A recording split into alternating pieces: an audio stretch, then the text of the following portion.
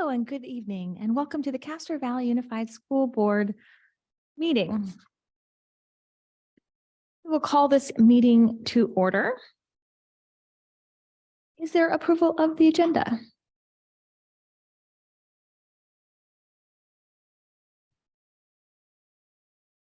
I'll move approval of the agenda. I will second. Been moved and seconded. Is there any further discussion? Trustee Raymond, Yes. Trustee Howard. Yes. I will vote yes. The motion passes 3-0. Is there any public comment regarding closed session items? Well, we will recess the closed session and see everyone back here at 6 p.m. Thank you so much.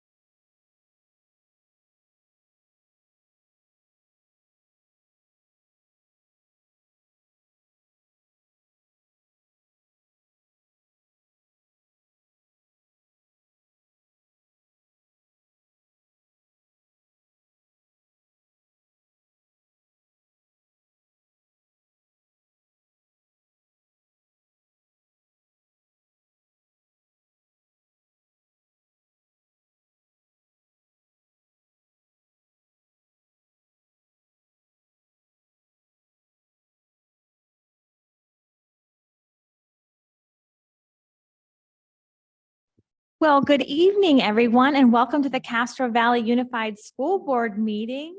How's everyone doing today? Good? All right. We are reconvening from open session, and we did not take any action in closed session.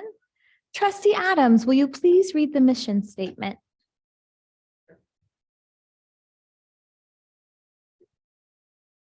We work together to provide a safe, challenging, innovative, and culturally responsive learning environment to ensure that all our students feel respected and supported to achieve their unique academic potential and explore their individual talents. Thank you, Trustee Adams. We're going to share our public comment instructions. They're long, bear with us. The board respects and encourages the public to comment on matters on the board agenda and within the board's jurisdiction. The board fully supports civil discourse and requests that everyone respect each other and their point of view. Individuals who would like to address the board must complete a request to speak form or via the Google form at www.cv.k12.ca.us/public comment/ and submit it prior to the start of the agenda item. At the discretion of the board president, speaker cards may be accepted after the start of the agenda item. Your name will be called and you will either come to the podium to speak or be unmuted during your turn and be allowed to make public comments. After the allotted time, you will then be remuted. Individual speakers are asked to limit their comments to no more than 3 minutes unless the board decides otherwise. There are up to 30 minutes of public comment allowed on each agenda item. With board consensus, the president may increase or decrease the time allowed. This meeting is being recorded to prepare the official minutes. To comply with the Brown Act, the board may listen to comments from the speakers under public comment, but can neither discuss nor take action on the issues presented. Now, before we get started, we do want to take a point of privilege and welcome our new principal at CVE, Elizabeth Contreras.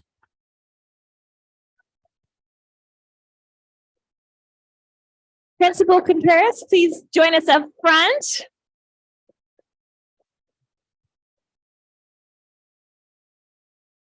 Good evening. That was actually a bit emotional hearing myself introduced like that for the first time. So I just want to start off by thanking our school board, our executive cabinet for this amazing honor. To say that CVE means a lot to me would be a vast understatement. CVE has been my home for 15 years, and I care deeply about our students, our families, our staff, and our entire school community. I am absolutely committed to continuing our work around equity and inclusivity and cannot wait to lead our campus as the new instructional leader to continue to refine our multi-tiered systems of supports to meet the needs of all of our students and make our district's vision, all means all, a continued reality at CVE. So thank you so much for the opportunity and for inviting me here tonight.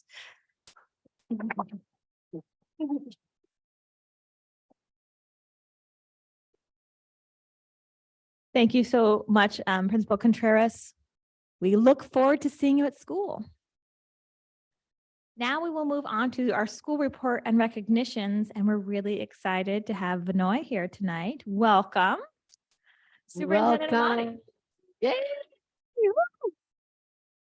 We are very excited. So we're going to have our awesome Principal Dilatory start us off.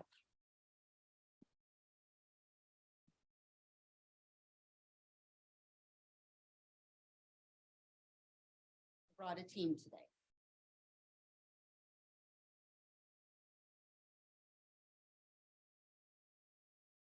Thank you. We need a little step stool right here. Thank you. All right, good evening y buenas tardes. Thank you to our school board members, Superintendent Amadi, and Assistant Superintendents for inviting us this evening to present about our amazing school, Vanoy Elementary.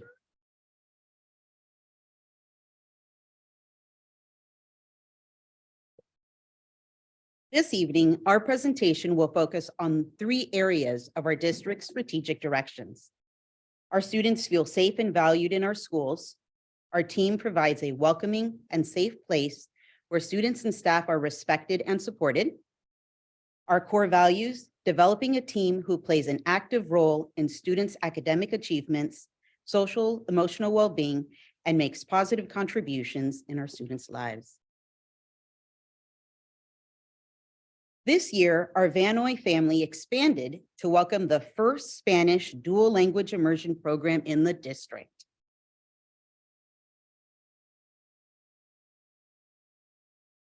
Once our staff heard of this wonderful opportunity for Vanoy, they quickly wanted to learn how to get involved.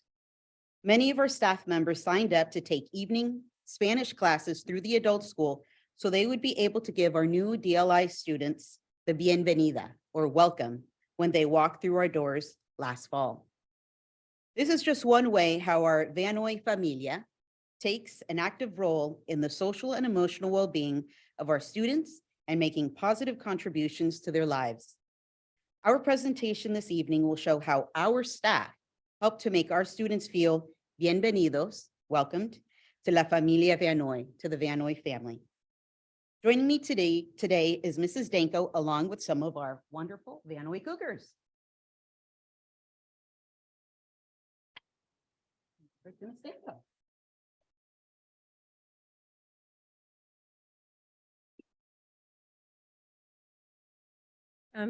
Thank you so much. Today, we just wanted to take a second and introduce you to our wonderful Vanoy cafeteria staff. Our staff has been with us. Miss Kira has been with us for 15 years and Miss Jenny has been with us for 8 years. Every year, they know every single student's name. They know every allergy. The kids run and hug them. I mean, they're like our family. They are family. And we're so lucky to have them at Vanoy. They do the most important job with a heartfelt smile every day and always greet the kids by name. Quotes from our kindergartners this year about Miss Kara and Miss Jenny. They are so nice. They help me eat the right food. I have food allergies. They have to cook and clean a lot. I don't know where they get all the food, but it's good. Thank you so much.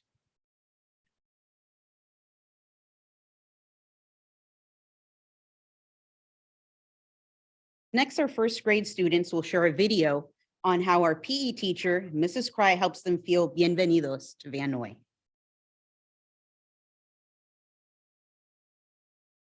What do you like most about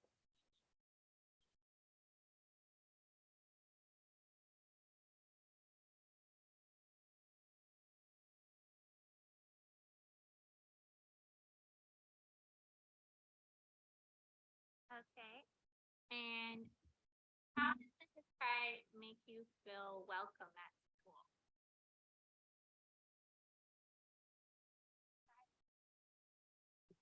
Unfortunately, the kids are.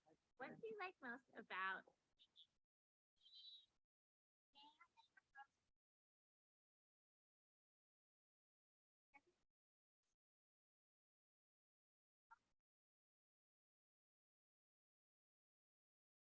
Okay, and how does Mrs. Cry make you feel welcome at school?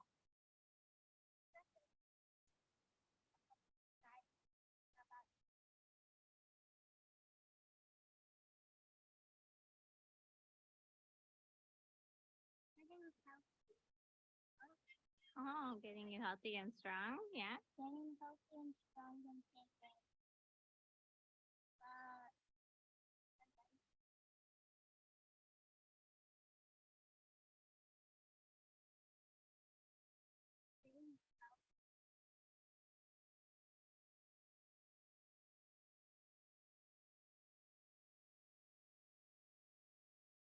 How does she show that she cares? She shows. Well, I apologize for that, but they're saying wonderful comments about Miss Cry. Just briefly, some of the comments that our first graders were saying was that how Miss Cry takes the time to listen to them and to not only listen to them, but also about what is it about that they could do with their body. Not all of us are very, I don't know how to say, with lots of athletic abilities. But she takes the time to really find out what our kids could do and make them feel successful about themselves. So that is our first graders appreciating Miss Cry.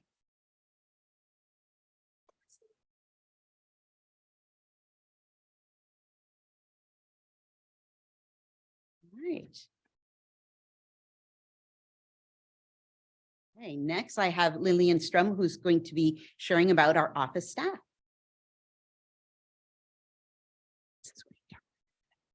Hello, my name is Lillian Strom, and I am a second grader from Mrs. Ormsby's class. We have some amazing people in our front office at Van Noy Elementary.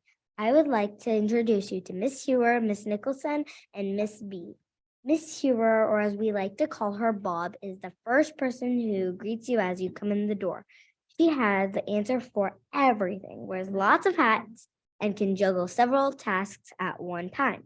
Her favorite thing about Bob is that she loves to laugh, especially at silly jokes. Miss Nicholson works hard to keep our attendance up to date. She helps out with getting students their homework when they are sick and checking out Chromebooks to new students. Our favorite thing about Miss Nicholson is that she gives us ice packs or Band-Aids when we get hurt and helps us to feel better. Miss B helps out in the office by translating letters from English to Spanish. She also helps out in our DLI TK classrooms. Our favorite thing about B is her big smile and friendly personality. Our school would not be the same without these wonderful people. They are hardworking to keep our school going every day and to help out the teachers and students. We love and appreciate Van Noy office staff.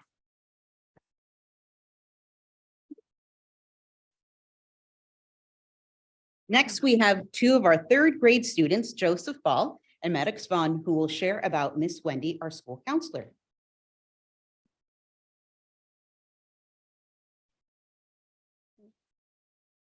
Mrs. Pham is our awesome counselor who is also the teacher of the year at Van Noy, which is very well deserved. Mrs. Pham does so much for us kids, the teachers, and families at Van Noy and Independence. She works tirelessly to make sure everybody feels safe and is cared for. She goes above and beyond each day. She will even translate for parents in Cantonese so teachers can communicate with them.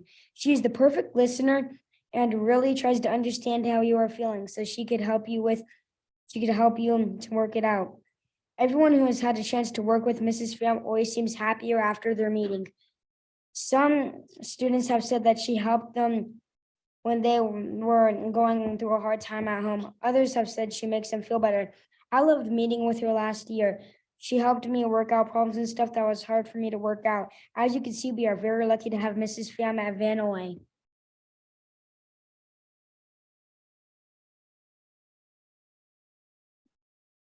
And I go to Van Noy, and she's my mom. So I think she's the best too.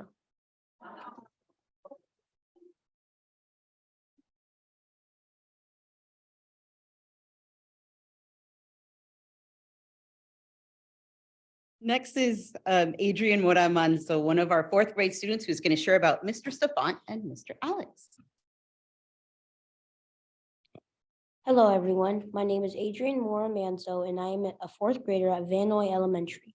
I'm here today to talk to you about two very important members of La Familia Van Noy, Mr. Stefan and Mr. Alex. These two gentlemen make up our custodial staff. If our school was a human body, Mr. Stefan and Mr. Alex would be our beating heart. Without this vital organ, nothing else would function properly. Since day one at kindergarten, Mr. Stefan has been a true constant. If he's not cleaning the restrooms, opening our gates, raising the flag, landscaping the campus, getting balls off the roof, or doing any of other million daily tasks he's in charge of, and he's out playing with us playing basketball, or he's lining up musical acts during lunch to keep us calm and entertained. And now I get to call him coach. This year, he has become Van Noy's track and field coach, and he's giving us guidance on and off the track. Thank you, Mr. Stefan, for always making us feel seen and heard. Our evening custodian, is Mr. Alex. We don't see him a lot because when our days at Van Noy are ending, his are just starting. But that doesn't mean his impact isn't felt each and every day. He cleans our classrooms so that we can start fresh every day. Thank you, Mr. Alex, for everything you do. Van Noy is a special place, that one I have called home for the last 5 years. Thank you, Mr. Stefan and Mr. Alex, for making my years here ones that I will always carry with me.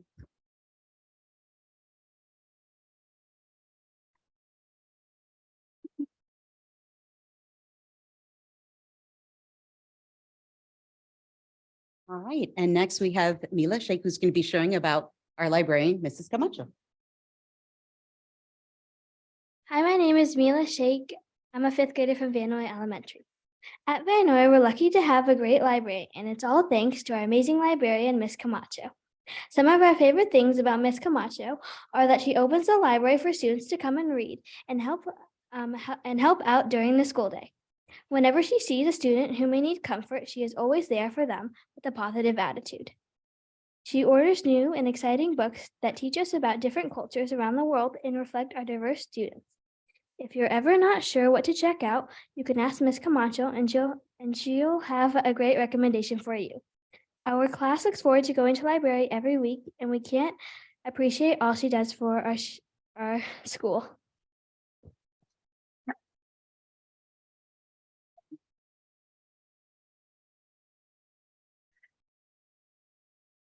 Lastly, our Van Noy Familia would not be complete without the wonderful support and participation of our Van Noy parents and family volunteers. They have volunteered in many capacities, such as running centers, helping teachers and students in the classroom, participating in the Van Noy Parent Club events like Fall Festival, Multicultural Night, DLI Orientation, and Cougar-thon, to name a few. As you can see, the joy of Van Noy is our wonderful familia. Muchas gracias for allowing us to share this evening. And now we will move on to sharing two of our very special family members. Gracias.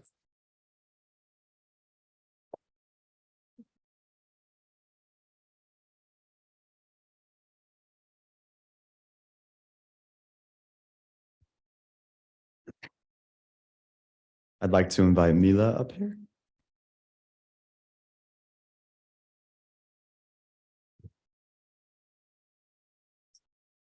And before we get started, Mom, Dad, if you want to get closer and take pictures, you're allowed. The governance team, along with Van Noy Elementary School, are proud to honor Mila Sheikh. Mila has been chosen as the recipient of this award because she is one of those extraordinary standout students, both inside and outside the classroom.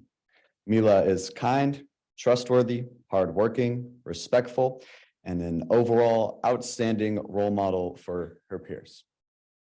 Her classmates are drawn to her quiet confidence, accepting nature and natural tendency to do the right thing, even when no one is watching. Mila displays these skills and attributes each day as a member of the Courageous Cougar team, where she helps staff and students alike all over campus with various jobs. Mila is truly committed to her learning and furthering her education, as shown by her ability to produce quality work and her willingness to devote time outside to school, outside of her studies. She is comfortable asking clarifying questions and learning from her mistakes. Mila is patient and a true team player. She actively listens to and builds upon others' ideas before she speaks and works collaboratively with her classmates to make sure everyone is included. Mila is so very deserving of this award, and we know a very bright future lies ahead for her. The governance team, along with Vanoy Elementary School, are proud to recognize Mila Sheikh as an outstanding student.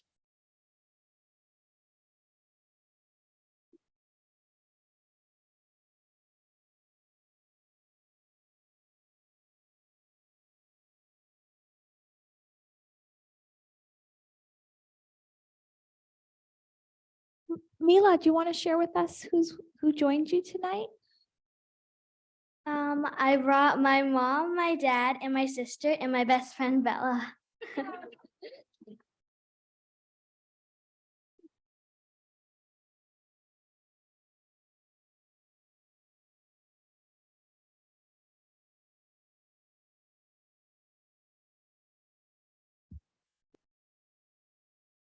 So I get to give the Vanoy Volunteer of the Year award. So Amy Leal, can you join me up here?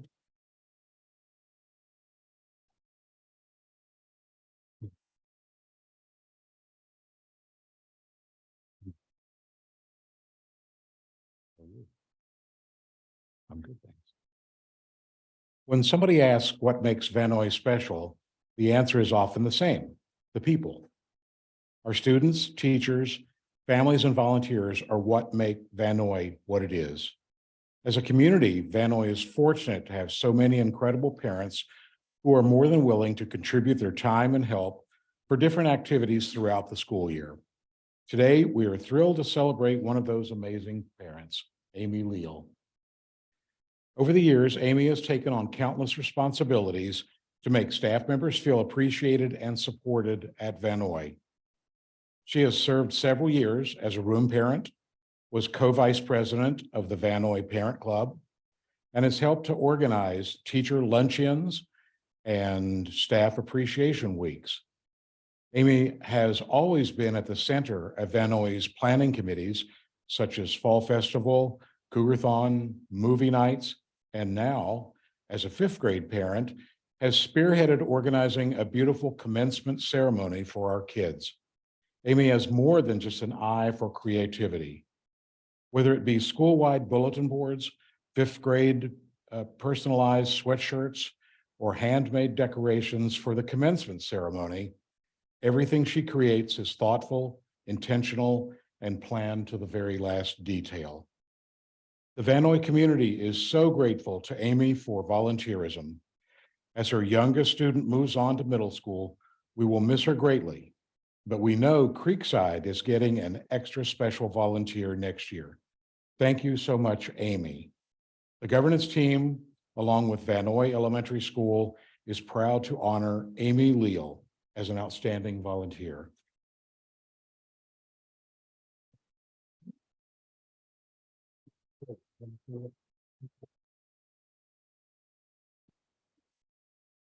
Amy, would you like to share with us who's joining you tonight? Yes, I brought my husband, my daughter, who's a middle schooler, who kind of didn't want to be here, and my son, my fifth grader. Oh, thank you.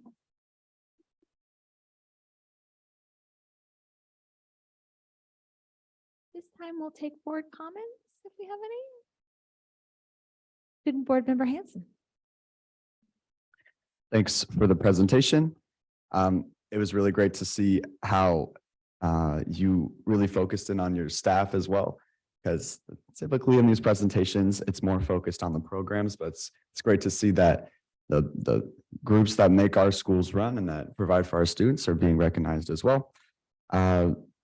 Mila, just keep doing what you're doing. Keep being the amazing student you are. Those skills that were mentioned in your paragraph, very important, and they'll take you far in life. So just keep being the outstanding student you are. And Amy as well, thank you for all the work you put into Vinoy, whether that be movie nights or parent groups or whatnot. That's a lot of after school hours that you're putting in. So thank you for that, and keep being the amazing volunteer you are. Thank you.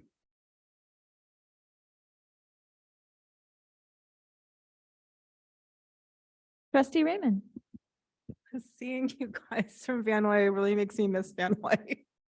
And I will say, I feel like I want to give like testimony about all of you who are here and many who are not. And I just want to add my kudos to all of you.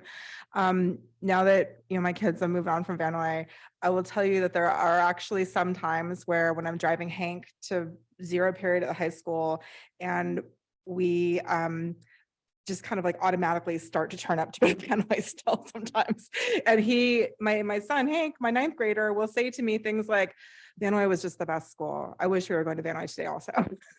So anyway, I always love seeing Vanoy people. I love hearing about what's going on currently at school. There are a lot of faces here who have made such a difference to my kids and my life as a parent. And I miss the library, Erica. I miss it very much. Being your library volunteer was always such a joy. And I'm just really pleased to see you all. So I'll leave it at that. Oh, except I will say, Amy, we do need you at Creekside. So I'm glad to hear you're on your way. Well, thanks for a really good report. I have two sort of quick comments. One is congratulations on the Spanish language program. I'm glad that's doing very well. And the second one is, I'm finishing my 10th year on this board. And in those 10 years and in all of those school reports, this is the very first one that's ever emphasized the staff. We've never had that before, in my time at least. So thank you for doing that and for celebrating their accomplishments. And I think that's really a great thing. And finally, congratulations to Amy and Mila. Thank you.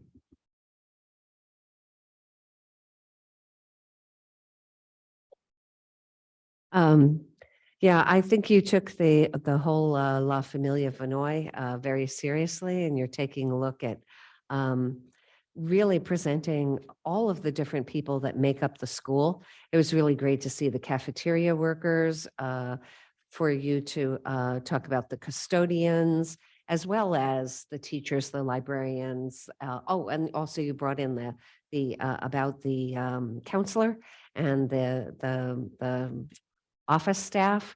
Really, really very good to see all of that. That is like the first time I've seen that too, about presenting your staff. And I think it's because it's the family thing. To Malia Sheikh, really extraordinary, kind and hardworking. Boy, what two really wonderful values to have. Yeah, good for you. And Amy, thank you for your responsibility and organization and planning committees and doing the teacher luncheons, room parent, all those good things that make a school wonderful. Thank you.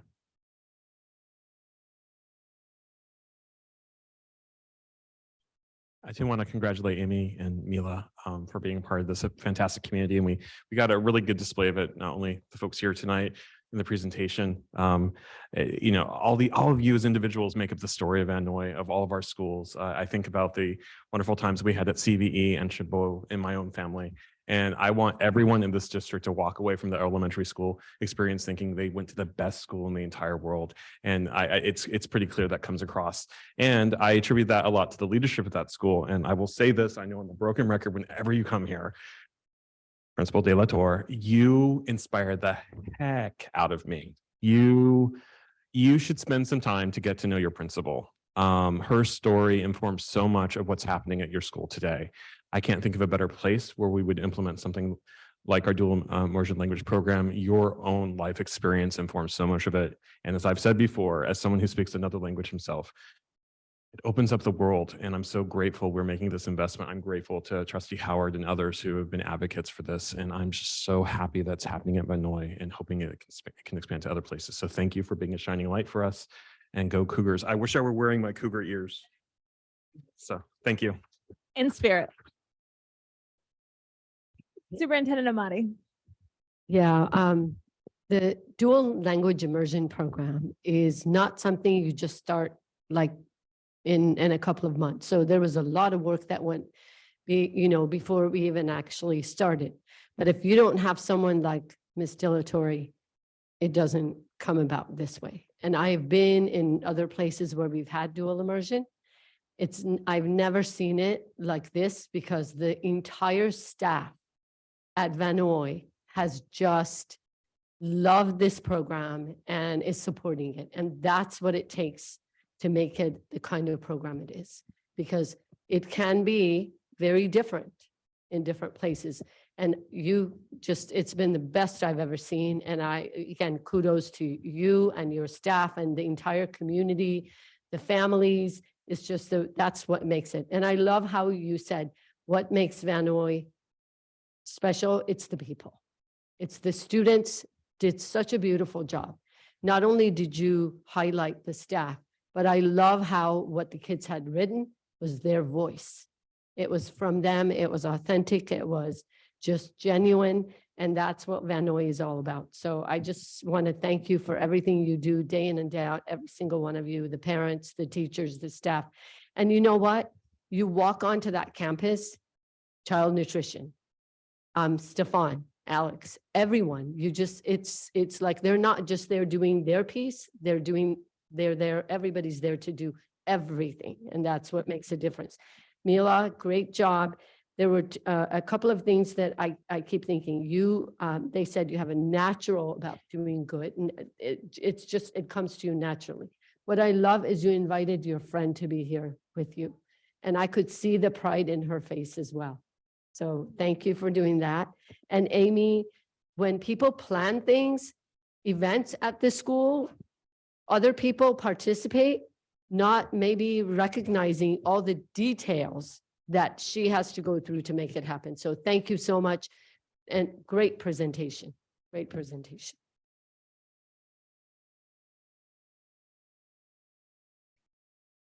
Before I close this out, I want to ditto everything. I know I'm at the end, but Principal De La Torre, would you like to introduce La Familia that is joining you tonight?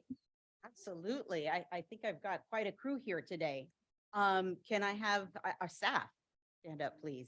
La Familia. All right.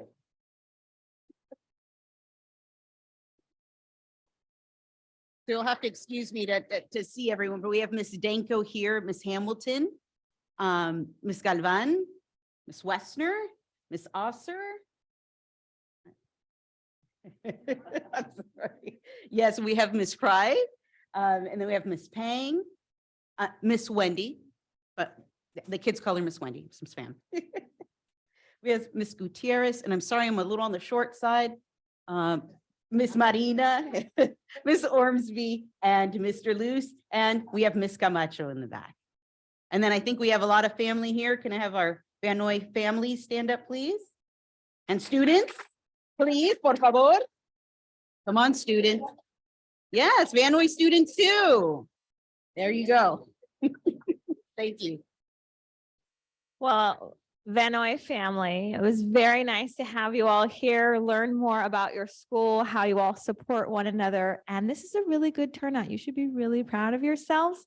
And if we don't see you before the summer, we wish you have a great one. You get to do some fun stuff and you get to come back refreshed for next year. Thank you. At this time, we will move on to our student board member report. And this is our student board members' last report, so can't wait to hear what's happening in the district. Yep, it's nice and short today. Around the district, students are looking forward to summer break, which is only 8 days away. Creekside is having a choir concert tonight at 7 p.m. The annual 8th grade trip to Six Flags is happening this year on May 30th. Athletic awards were held at the middle schools.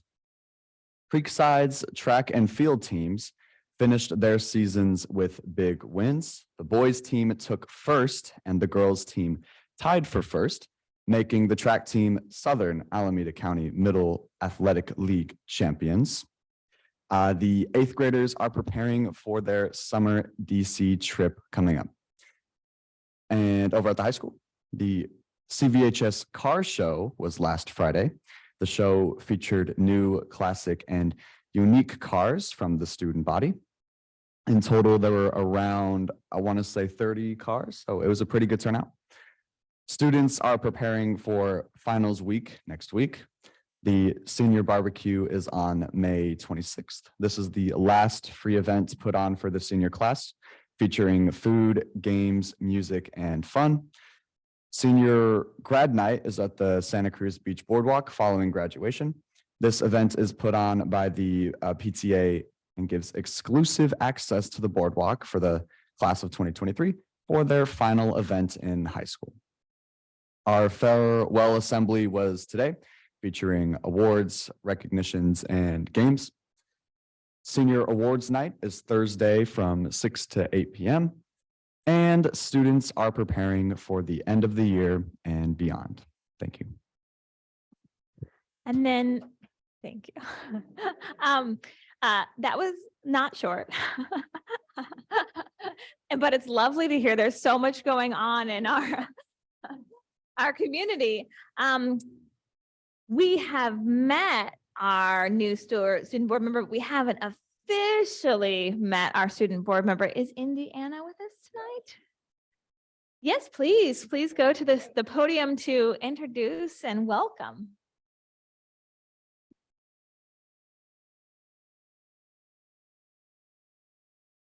All right, so just a few words I want to say before she gets to her speech.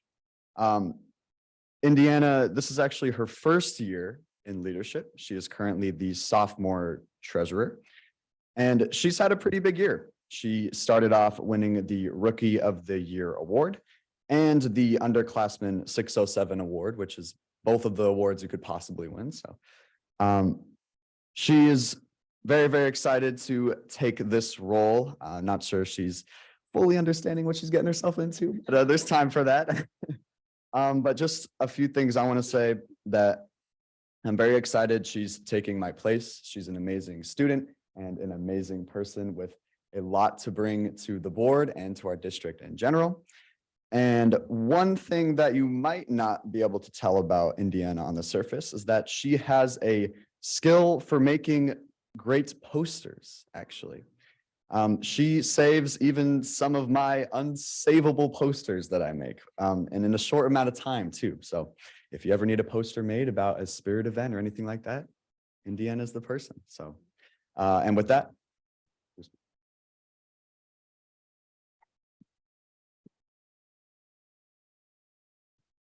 Hi, my name is Indiana, and I'm going to be the ASB school board rep for next year.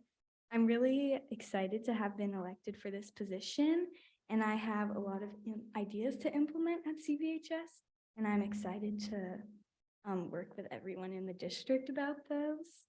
A few things about me are that at CVHS, I'm part of the cross country and track team. I recently got a job at Pompous where I see Mr. Kuziak a lot. My favorite subject in school is English, and my dream college is SDSU, where I'd like to study to become a pediatrician. At CVHS, I'm a member of the school site council, which I think will really help me out for this position next year because it's given me a lot of insight on how our school works behind the scene and how our district operates. And yeah, I'm just really excited to work with everyone. Thank you.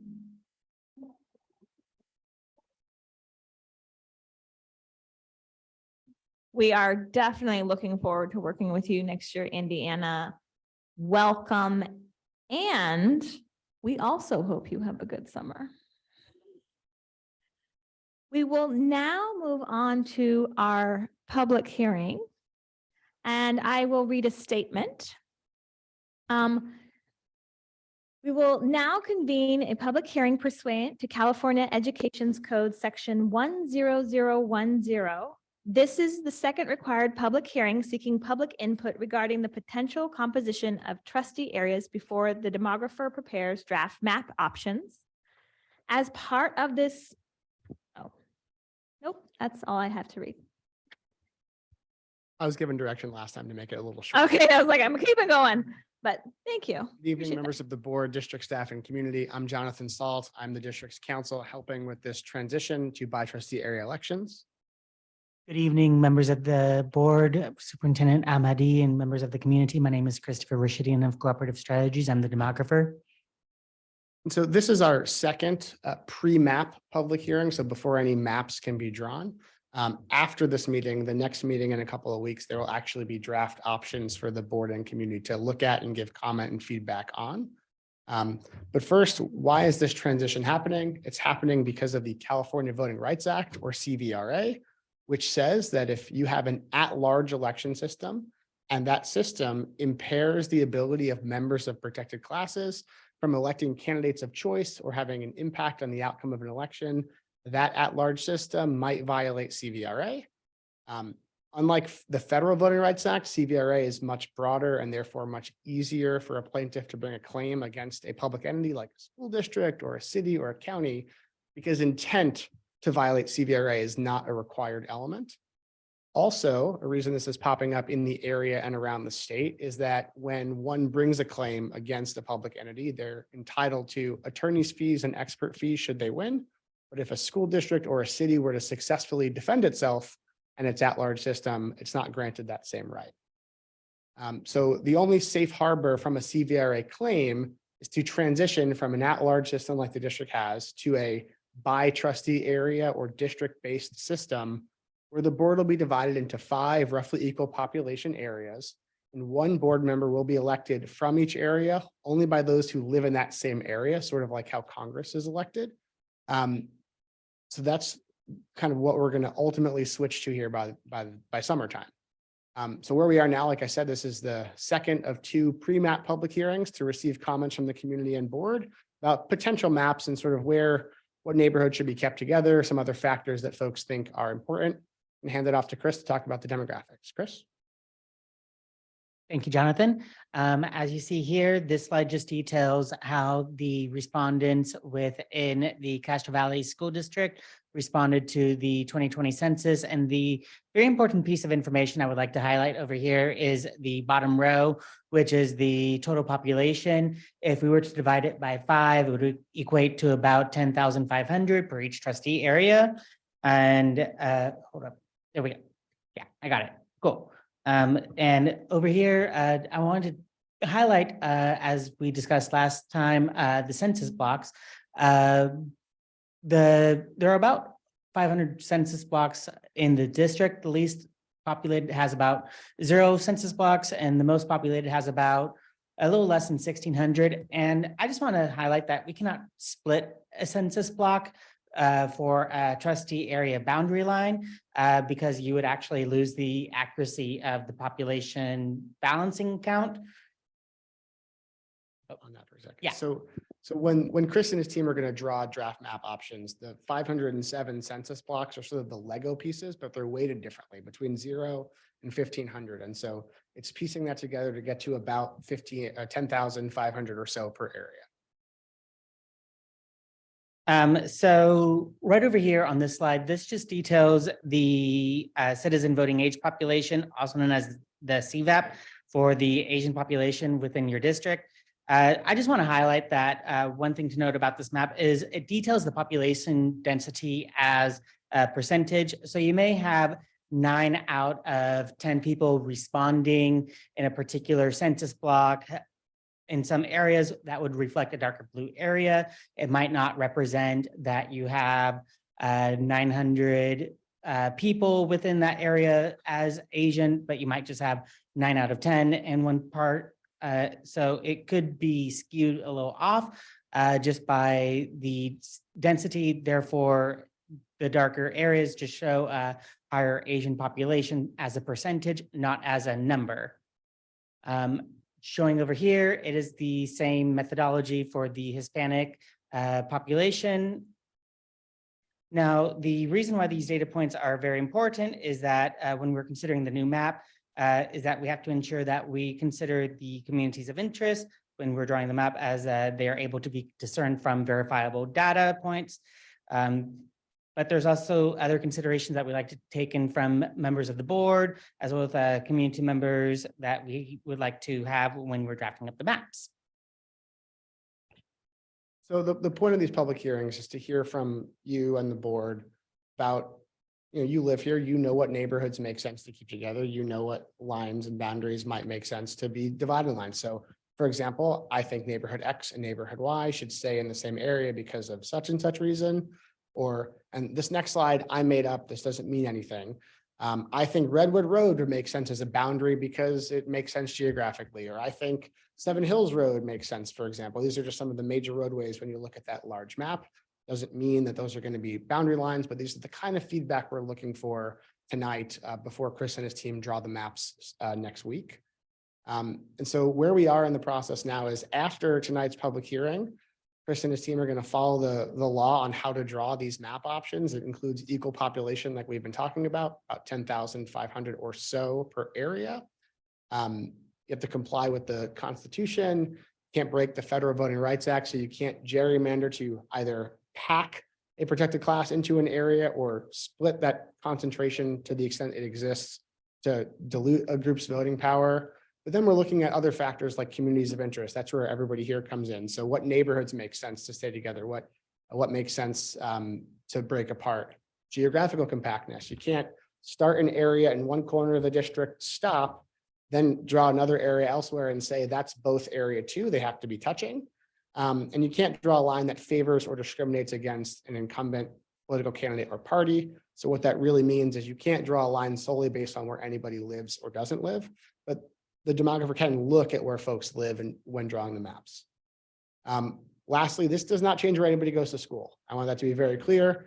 This only changes who can run for board when and how those folks or potential candidates could get elected. It doesn't change how the board is governed. It's still one district and each board member owes a duty to the entire district. Next steps after the public hearing tonight will be the actual draft map options drawn by Chris and his team. They'll be published at the absolute latest June 5th, probably a little earlier. And those options can change before we ultimately get to June 28th. So a map that's going to be adopted on June 28th has to be published by June 21st. But up until June 21st, there can be changes. Folks can, like map 2, but want to see a change to it, or have a new idea after seeing the map options and want to see a different look. That can all happen as long as it's published by June 21st. The district's website is kind of the home base for this transition. The typical district website address plus / by trustee areas, by trustee elections -CVRA. And that's where you'll find information about the transition, and eventually the maps will be posted there as well. So with that, we will stand back and field board questions, public comment from the community, et cetera. Thanks.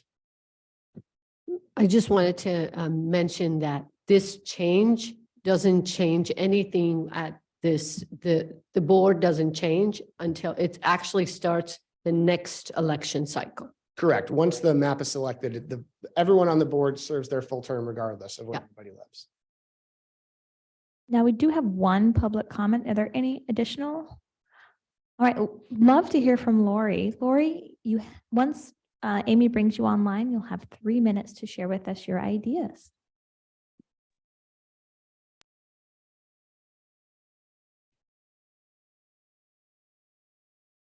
Hello. Lori is not online. Do we have any board comments? Oh, I guess I got. Michael. I'm here. Hello. I apologize. I had to leave for the last hearing. I had to get to a family performance. And so I just was curious to know, in the last hearing, did we have much, if any, public comment? I think we had a couple online, that was it, but the board actually, and we had a couple of people in the audience, they gave some pretty good, they had some good questions and gave some good feedback. So let me ask this question since you are the professionals. One thing I'm struggling with is I strongly believe that lawmakers should not be drawing their own lines. So I'm reluctant. I have a lot of hot takes about how Castro Valley should and shouldn't be divided, but I kind of don't want to say those things.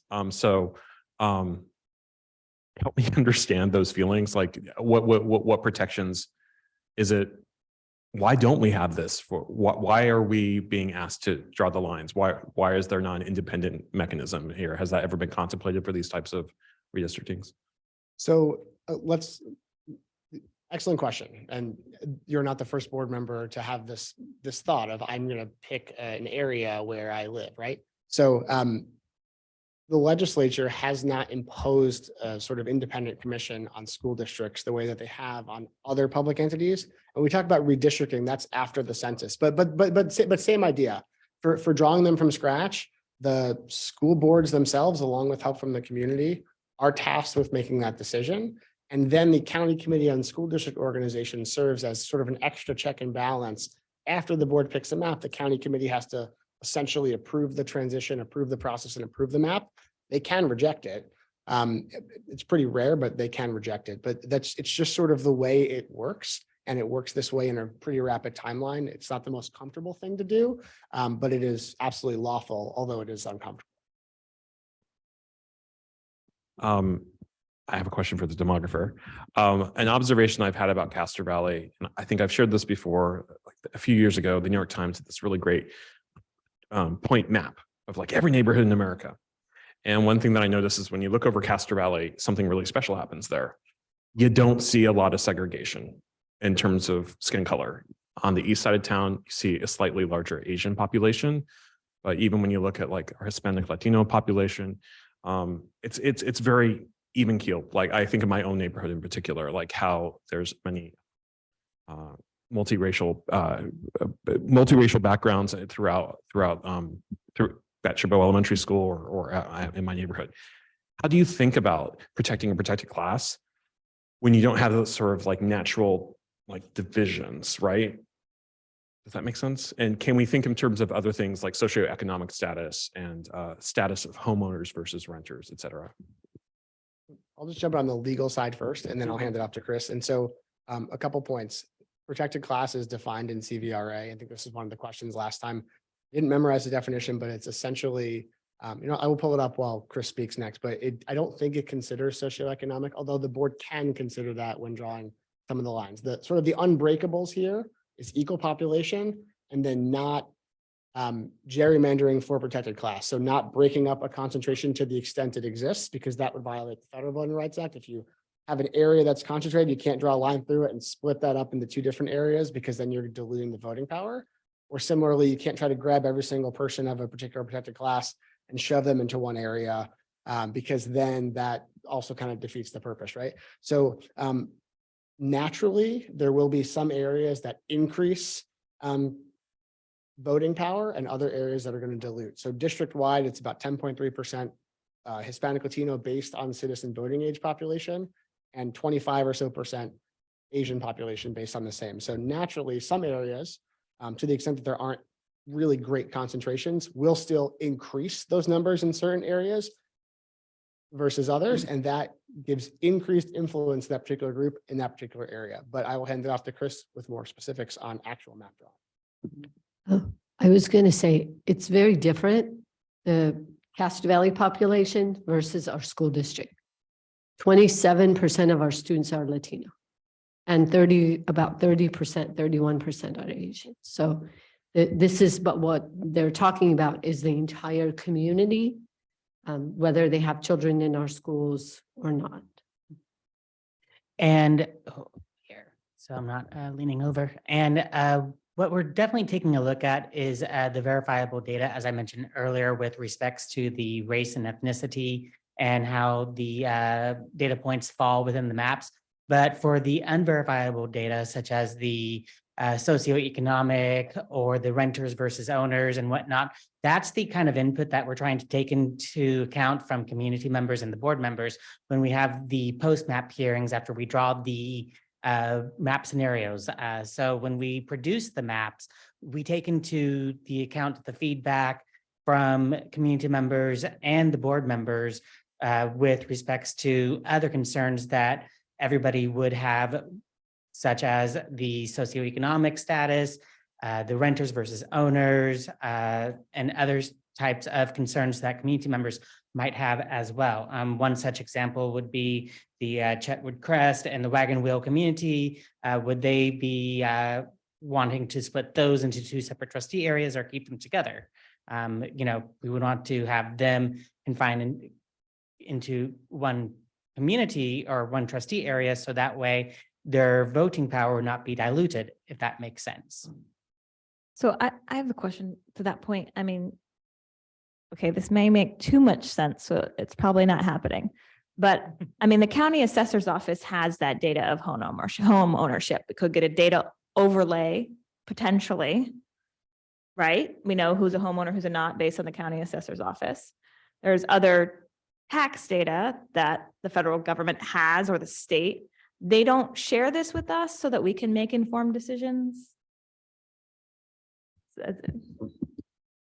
We can get back to the board with that question, with the answer on that one. I can provide an email to the superintendent, if that's possible. Great. So what I'm hearing is we want to explore that possibility, economic status, and also, just to make sure that we have a mix of renters and homeowners. So one of the other things that the board actually made comments about last time, so that people who weren't here can hear, and it was a really great comment, was to make sure that each area doesn't have just one school. So there are a couple of schools at least in each trustee area. Yeah, let me just chime in real quick. So on a couple of those points, I think it was attendance areas, so that, a trustee area would have multiple attendance areas in it, even if this physical school isn't there. That was one of the items that we received last time, which is a common one that makes sense. The definition of protected class in CVRA is pretty narrow. It's a class of voters who are members of a race, color, or language minority group, as referenced in the Federal Voting Rights Act of 1965. So it's these other factors are certainly factors that you can consider, but again, kind of the unbreakables are number one, equal population, and kind of with that, not hacking or cracking protected classes. Everything else is up to a lot of community discretion. Yes. And then I know Sarah had a question and you have a question. Do you want to go first, or do you want to, let's let Sarah talk and then you can come back. I was just going to add that when discussing the, not drawing the maps based on like one school per area, for instance, we also talked a bit about, maybe we draw the lines through the middle of, an attendance area, so that, we don't only represent our schools, for instance, and there might be multiple trustees that touch on the schools, and prevent, creating a balkanization of our district, so to speak. That's all I was gonna add. Okay. I'm sorry, one more thing, and this is just kind of a comment in general. It's, to me, it's really heartening. I know most of you came for the Vanway presentation, but I'm glad to see so many people actually sticking around. So please talk to your friends and neighbors about this, because it is important. I mean, it's important that we get input from the community, and that we don't make this decision in a vacuum. And actually, to that effect, Lori did text me that she is online. Wonderful. I'll let Michael go and then I will read my statement and we will ask Lori to speak. So I promise this is the last of my comments. In terms of when you think of renters in Castro Valley, I'm going to suggest you think about three classes of renters. You're going to think about the renters on the east of Redwood, in the concentrated area of the trailer of the mobile home parks. We do have a handful of them, like near the Chabot Theater, but I would just say we already live in a community where that is our affordable housing for many, and it's also probably the least heard from community in our community. They're some of the most overlooked residents of our community. And then I would go to the west side of Castro Valley, from Wedwood Road and Castro Valley Boulevard, where we have a large concentration of actual apartment stock around Eden Hospital, going down to the interstate. And then another thing that's very common in the unincorporated areas are rentals of just single family homes. So you'll see that scattered throughout Castro Valley. So I would just think about that. And the thing that makes me think about this, how we're talking about dividing the areas up into multiple schools, I think that puts an onus on the board to think about how we allocate who represents what, on various committees, and think more about maybe rotating some of those responsibilities so that we have exposures to a greater part of the community. Oh, and then my last comment, and then I will be done. I would like to think of Castro Valley High School as sort of like the middle of a compass. It's kind of more emotional probably, but it would be nice if all of the trustee areas somehow could touch the high school. And maybe we won't be able to achieve that, but maybe if most of them could, I think that would be a great way to sort of, we all converge on that high school. And no offense to Redwood High School, I want to acknowledge that we also have Redwood High School in our community, which is also in my neighborhood. But I think there's sort of a natural centering of Castro Valley High School. Those are my comments. Thank you. Well, as part of this public hearing, members of the public may submit comments on the establishment of voting area boundaries for the new trustee voting areas that will be established as part of the district's transition from an at-large election system to a by-trustee area election system. Speakers will be given 3 minutes to make comments on this matter and this matter only. We received a card from one person who wishes to address the subject during the public hearing, and we're so glad to have you online. Lori, welcome. Hello. Can you hear me? Hi there. I just want, well, first of all, since my Vanoy family is there, I want to let you all know that my kids miss you all greatly. And I'm so proud to see everything you guys were doing tonight. But to the topic at hand, one of the concerns that I had, and I'm glad that Sarah brought up, kind of breaking up the boundaries of different schools so that they're mixed, because a lot of our neighborhood schools don't necessarily have special education students on campus. And I would be concerned about kind of the groups of special education families kind of losing some of that voting power that they have by connecting. But if we're looking at where our district offers some of those special education programs and maybe connecting some of those schools, that might be helpful. Over the last 2 years, I've been involved with the Parent Advisory Council for Special Education. And with this trustee by area map happening, one of the things I would like the board to consider would be to go back to rotating through some of these parent group meetings, PAC and other ones, so that all of our communities can be represented, since we'll kind of be split apart and all of you can kind of have more of an in-depth insight to what is happening in those meetings. Thank you. Thank you, Lori. And I will say this, I know there are some folks online and there are some folks in the room, we really want to hear your feedback. I know it's better when there's maps and there's stuff to feedback on. We get it. There's more public hearings, so we look forward to more of that. And thank you so much for joining us. And I will say thank you everyone on the board for your comments, and this public hearing to receive public testimony concerning the composition of potential trustee voting areas is now closed. Thank you. Thank you. And now's the time where we get to take a 5-minute my brain's not working, so I need a 5-minute break. So that whoever is here and hopefully doesn't have any homework left, so close to the end of the year, but gets to go eat some food, maybe take a nap, say hi to the dog, hang out in the backyard. Please be back here. For those of us who want to listen to the rest, we have our union partners here tonight. We have our consent agenda. We get to hear about our technology update. We get to talk about our education protection account, hear about the budget. Ooh, that's going to be fun. Approve the personnel report and review administrative regulations for ceremonies and observations. So with that, thank you for joining us. We hope to see you soon at 7:10.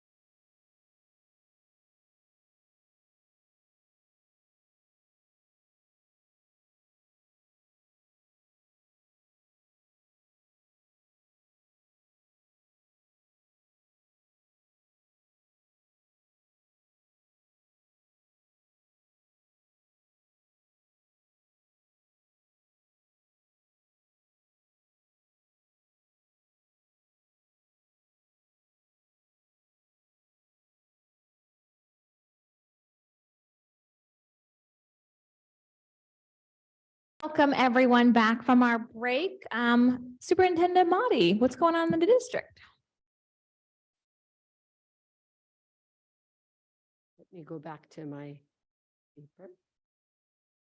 Right, just a couple of things. I actually wanted Dr. Zamora to say a couple of words about the residency program. Grant, this is a wonderful thing that we will have. So we applied for the capacity grant, which allows us to plan for a teacher to residency program. We were awarded that grant, which then led us to apply for the teacher resident grant. And this allows us to start with a group of 20 teacher residents. They're also known as student teachers. But what's different with this program is they're provided a stipend. They're also going to be provided a teacher mentor, a cohort that will meet throughout the school year with the guarantee that they will work with us in the district here. So not only will they get to know our district over the year, they'll be able to work as a cohort with other teacher residents in our district and really develop a really nice grow your own program here at Castro Valley for our students and get along with our staff. So that's a grant that we applied for. So thank you, Dr. Zamora worked really hard to make that happen. Just a quick question. As a recruitment strategy, does that really help? If you're an Yes. assistant superintendent looking for new teachers, that's a great tool for you, right? Great. Yeah, and they'll be actually learning to become, so they're going through the program at the same time. And the piece that's really unique is the stipend that supports them. Because oftentimes, honestly, we hear, like, how do we take care of the teacher shortage in California? Do what some other states do. They pay for people who go to college to become teachers fully. Then that doesn't happen. The other thing I wanted to just talk about is, so the African American Regional Educational Program is something that the entire Alameda County, they work with Alameda County schools, African American students, and once a year, they do honor students who have been nominated by their school, by their principal and teachers at this amazing event that we were at. Dr. Ryman and I were there last night, yesterday at Chabot College. And I have to say, I was extremely proud of our school district. We had 2 pages list of students who were nominated. And I have to say, we do what's right for kids. And we're not always about, let's compare, oh, are we better and do we, but honestly, that was like one time I looked and I thought, we have 2 pages and some districts had 2 lines. So I'm just really, I want to thank our teachers and principals for honoring our awesome students. And it was a beautiful event, 1,300 people. I was also at Avid, their graduation or their celebration at the end of the year. And the reason I want to say that is because Avid is a program that we have strengthened the last few years, and it really benefits students. So at the event, there were lots of people, the cafeteria was full, and it was really wonderful to see that every single one of those students in the Avid program had been with their teachers 4 years in a row as their Avid. So they start as freshmen and they go all the way through with their Avid teacher. So there's that amazing connection, and the Avid counselor is just phenomenal. And every one of those students were just, graduating and going to college, whether it be 2 years or 4 years. And each one received a Mac, a brand new Mac, that is all donations from the community and grants that they had written. So just great things. Lots of end of the year activities. I also was at the choir performance on Friday. It is absolutely breathtaking and wonderful every single time you go to any of these performances. But what I noticed, there was a young man whose voice tells you where the exit is, where this is, and that is Quentin. And he's quite funny. I love the reference to Spirit Airline. That was pretty cute. So I know that he's not leaving, he's leaving the board as a student board member, but he'll be at the SLA and he will continue to have his voice heard at the performances. So that's it. Thank you, Superintendent Amati. we will move on to our union board reps. Is Connie Hill on the line? No? Well, Mark Mladinich from Castro Valley Teachers Association, we would love to have you up with us.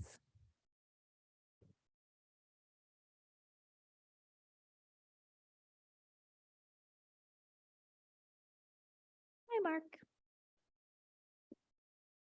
Guys, I don't have much of a report tonight, but I just wanted to say that our teachers are working really hard to finish the year on a positive note. We want to send the kids into summer just with good feelings and good energy. So our teachers are working really hard there. Our bargaining team has met twice with CVUSD, and we've proposed ideas and proposals that are based on member feedback, things that our teachers say they need.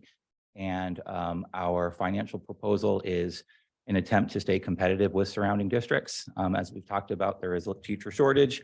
More and more districts are getting rid of service credit, meaning that it's much easier to go from district to district as a teacher. Our goal is to keep the best educators in Castro Valley and to recruit the best educators that we could possibly get for our students. So that's where we're at there. And I wanted just to wrap it up by wishing Dr. Ryman good luck in Hayward. This will probably be the last meeting that I attend that you are at. So good luck. I hope you bring some really positivity over there to Hayward. So thank you. Yeah. Good night, guys. Thank you, Mark. And I hope you have a good summer too. We will now move on to public comments for items not on the agenda. And we have received public comments for items not on the agenda. I just want to say a quick statement. Because of the Brown Act, we can't respond, but as we mentioned earlier, we fully support civil discourse. We hope we all respect each other's comments and feedback. And I'm going to call you in the order that we received your public comment requests. You will join us up at the podium when I call your name, and you'll have 3 minutes to speak. If I could please have Alexandra Barcelo to the front, please. Thank you. Welcome, Alexandra. To stay on time, I'm going to look down. It's not to be disrespectful. I just want to make sure I get all my message across. All right. Citizenship, responsibility, respect, honesty, and fairness. Those are the qualities that we instill in our children at Palomares. Those are the signs that we walk past every single day on our way to class. Good evening, ladies and gentlemen of the board. My name is Alexandra Barcelo, and I'm a parent of a current kindergarten student at Palomares. I'm here today to express my concern over next year's decision to combine the incoming kindergarten and the upcoming first grade students, and to ask strongly that you consider placing a sixth teacher at our school for the development, education, and success of our children. I discovered that next year there will be a K-1 split, which directly impacts my child and that of other individuals here today. In fact, split classes have been impacting families at Palomares for years now, and it's not fair. It states in the code of conduct that all students have the right to be educated in a safe and positive learning environment free from disruptions. And while Palomares is definitely a safe and positive environment, the K-1 class will not be free from disruptions. In fact, it will likely be a challenging group as both grade levels require much attention and focus. For the kindergartners, it's their first experience in school, while for the first graders, the expectations rise. I strongly believe that we as a school are deserving of a class and a teacher for every grade. It is impossible for one teacher to teach a full curriculum to 2 different grade levels. Someone will get the short end of the stick, and I, for one, don't want it to be my child. In reality, it shouldn't have to be anyone's child, as prior to the pandemic, Palomares had 6 teachers, 1 for each grade level. I understand that split classes are due to low enrollment. However, I have personally recruited several families who are interested in attending our school and have been redirected to other schools. This is not fair.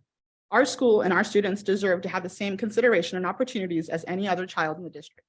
Almost every other school has the option of a single grade level class. We do not.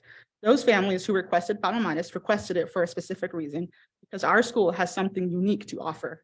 The district has a long-standing reputation of having some of the highest achieving students in the state. My child and every child at Palomares is deserving of that same opportunity. Having their own class in which they can thrive and excel is what will continue Castro Valley's long-standing reputation. Without equal and equitable education experiences for youth, our youth will not thrive. I'm asking that you reconsider your decision and place a 6th teacher at our school. I'm asking that you think of the 16 soon-to-be first graders, my daughter included. I'm asking that you think of the incoming kindergartners, of the families that are interested still in applying to Palomares, and the families that requested to be placed at that school. of your staff and the impact the additional stress and work will have on their mental health and well-being, and to think about the message that you're sending our children in our school. I'm asking you to think about citizenship, responsibility, respect, honesty, and fairness to all, because like you say, all means all. Thank you.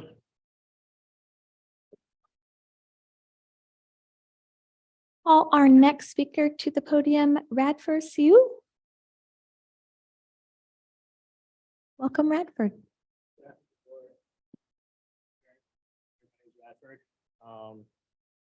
I also don't think it's a good idea to have combined classes, especially for the crucial developmental years for first and kindergarten. Kindergarten and first require very different kinds of attention and preparation. Asking them to split their time is not setting them up for success. Kids that enter kindergarten, they enter from various educational levels. Some have little to no education, and some are reading at a first grade level. But combining them with first, is not only a bad idea, but it will negatively impact the progress for every single student and the effectiveness of that teacher, no matter how experienced or qualified they are. We're not asking for anything extraordinary. We're just asking for continuity, having separate classes so the kids can receive undivided attention. Sometimes it feels like Palomares is often overlooked, a little underrated, almost an afterthought. But that's okay because that school is a gem and it has an amazing community. It's a public school that benefits and operates like a smaller school, almost like a private school. Ideas and information are often implemented and circulated extremely fast. When the school needs volunteers, needs parents to help, we answer and we respond pretty quickly. You're not going to get that from a larger school. Imagine how amazing the school would be if we just put a little more into it, or at least kept everything the same amount of teachers that made the school what it is today. By combining K1, you're giving those classes a severe disadvantage with enrollment, always trying to play catch up. Like when you bend your kindergarten hose, the water is eventually going to run out on the other end. Enrollment will go down and it's going to be a continual issue. You have to fill that funnel, turn the water up, let the water flow freely. That way the enrollment goes up and the kids graduate on the other end. I didn't choose Palomares. A lot of these parents didn't, but you guys were generous enough to allow us to transfer into the district and assigned us Palomares. Things happen for a reason. Thank you for that.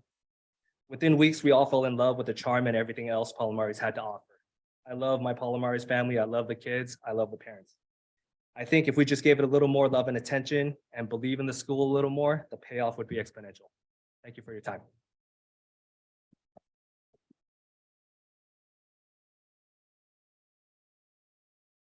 Please get Rajiv Kumar, please, up to the podium. Welcome.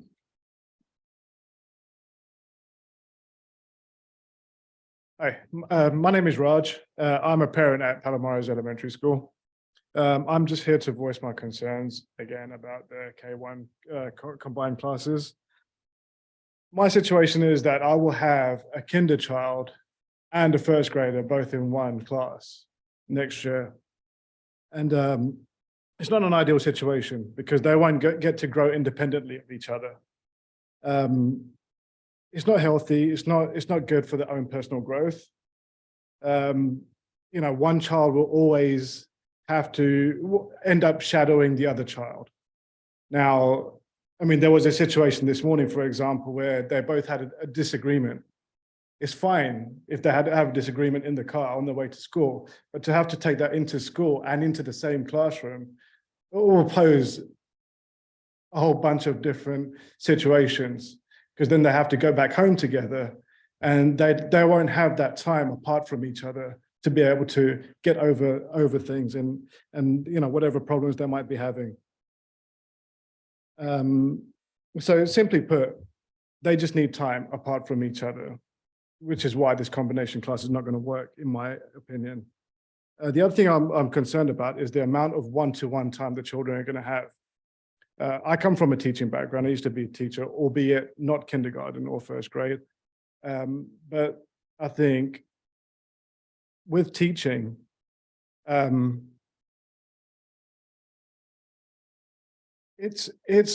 teaching is the easiest part of the job. Okay. It's the preparation that goes into it and the time that goes into it and the effort that goes into it for one teacher to do 2 curriculums or prepare for 2 curriculums and to do 2 persons' job. It's not ideal, because then you're you're putting so much pressure on them.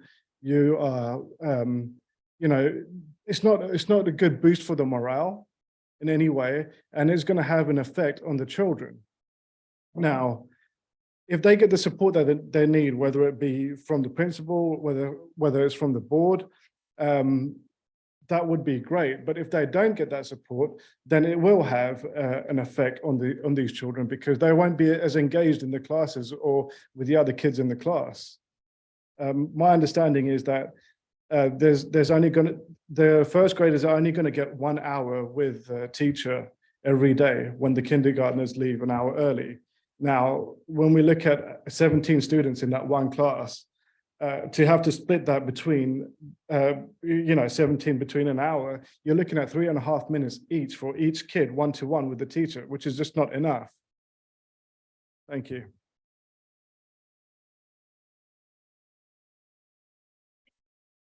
May I please have Matt Chin? Welcome, Matt.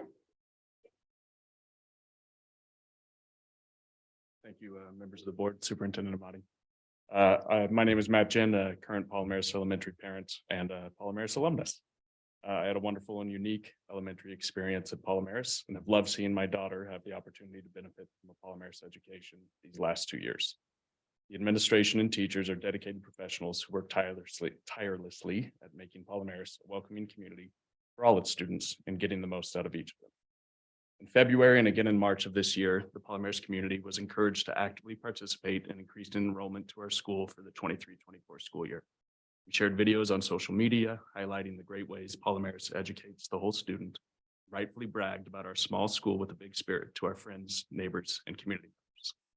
Through the efforts of the administration, staff, and some dedicated parents, we were able to get somewhere between 8 to 10 additional families to request enrollment in the kindergarten class at Palomares for the 23-24 school year. Unfortunately, while the district approved the enrollment of these families into CVUSD, they denied their choice of Palomares and spread them across various kindergarten classes at other schools. Subsequently, we were informed that the kindergarten class will be combined with the first grade class at Palomares next year. While our families don't doubt the effort and work the teacher will put into this combined class, we also worry that both grades will be negatively impacted by this decision. We worry that no matter how dedicated the teacher, how inventive the lesson plan, the difference in the learning abilities of the two classes will leave some students behind, some students bored.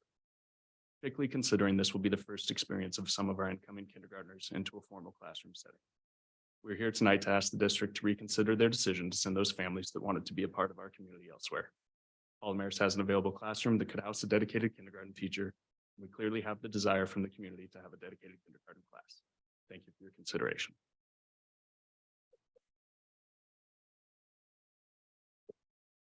May I please have Ariana Earp? Hi, Ariana. Welcome.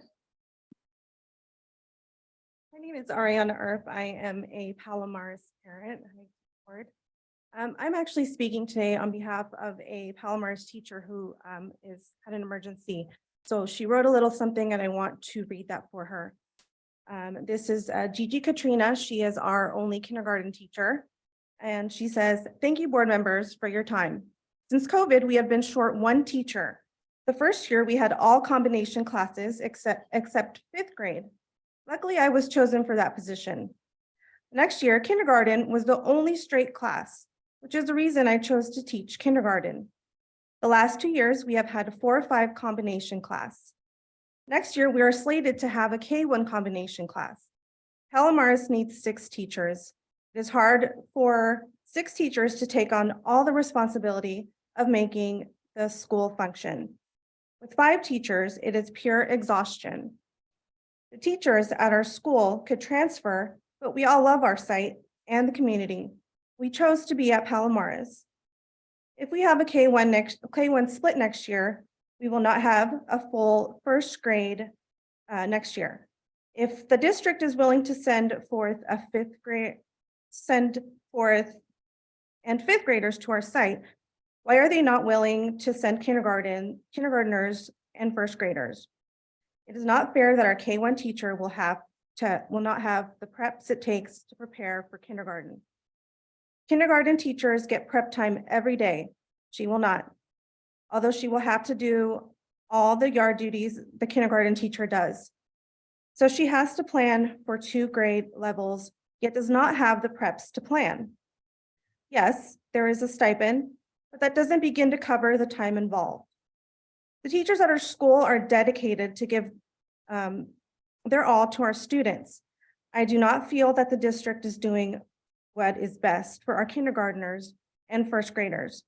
The district motto is all means all, but as a Palomares teacher, I do not feel our site is included in that motto. Be Katrina Kindergarten. Thank you.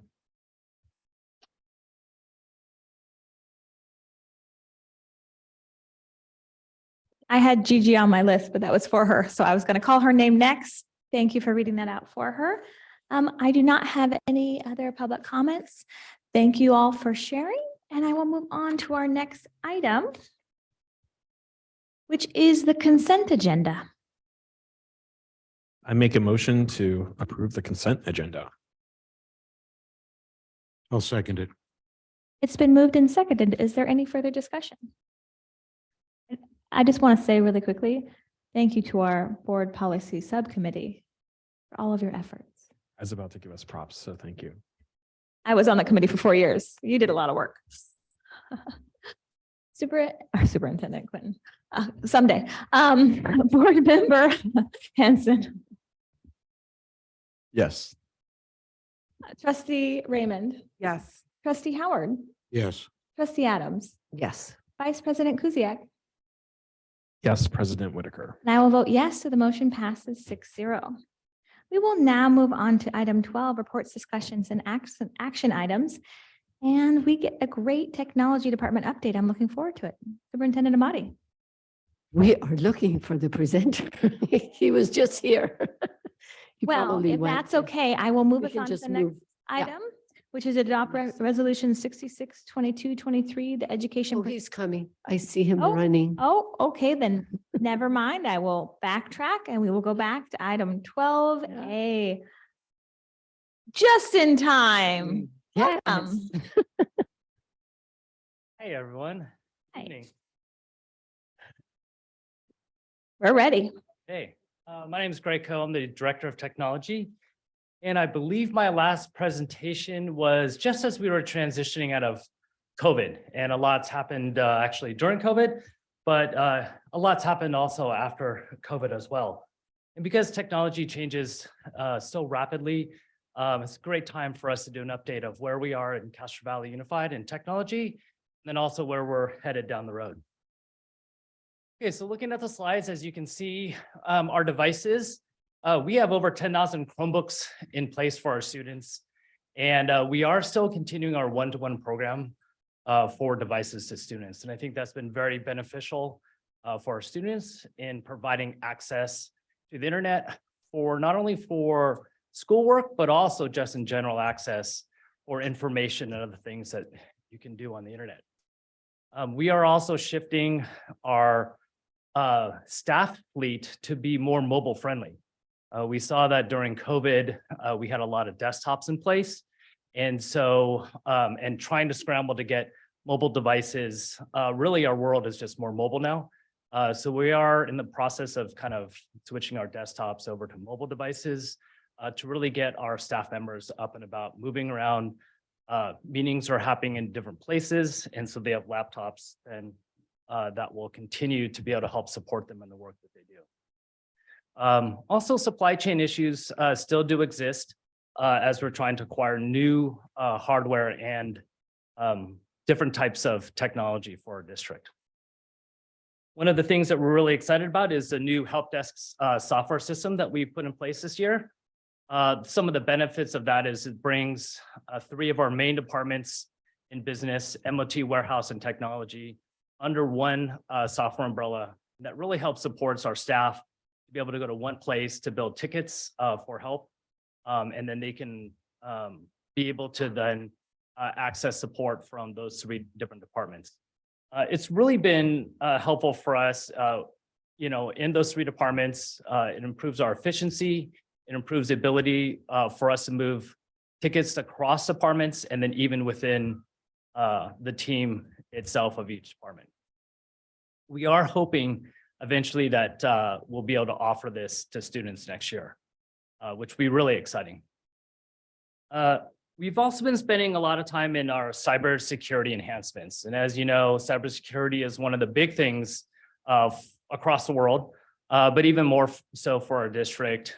Meeting compliance for cybersecurity has been one of our priorities that we've started this year and will absolutely continue into next year as well.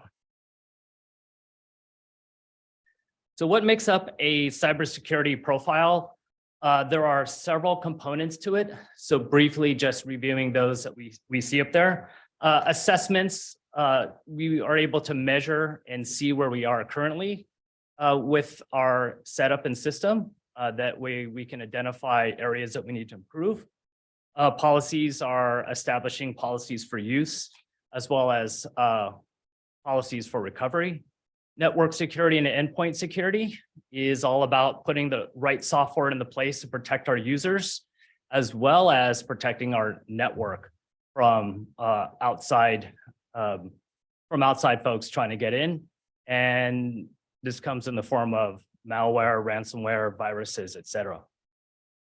Education is important for all of our users, and then as well as scheduled testing that will allow us to test our ability to recover data, as well as for us to test how strong our network security is. And so we will be doing some of those as we move forward.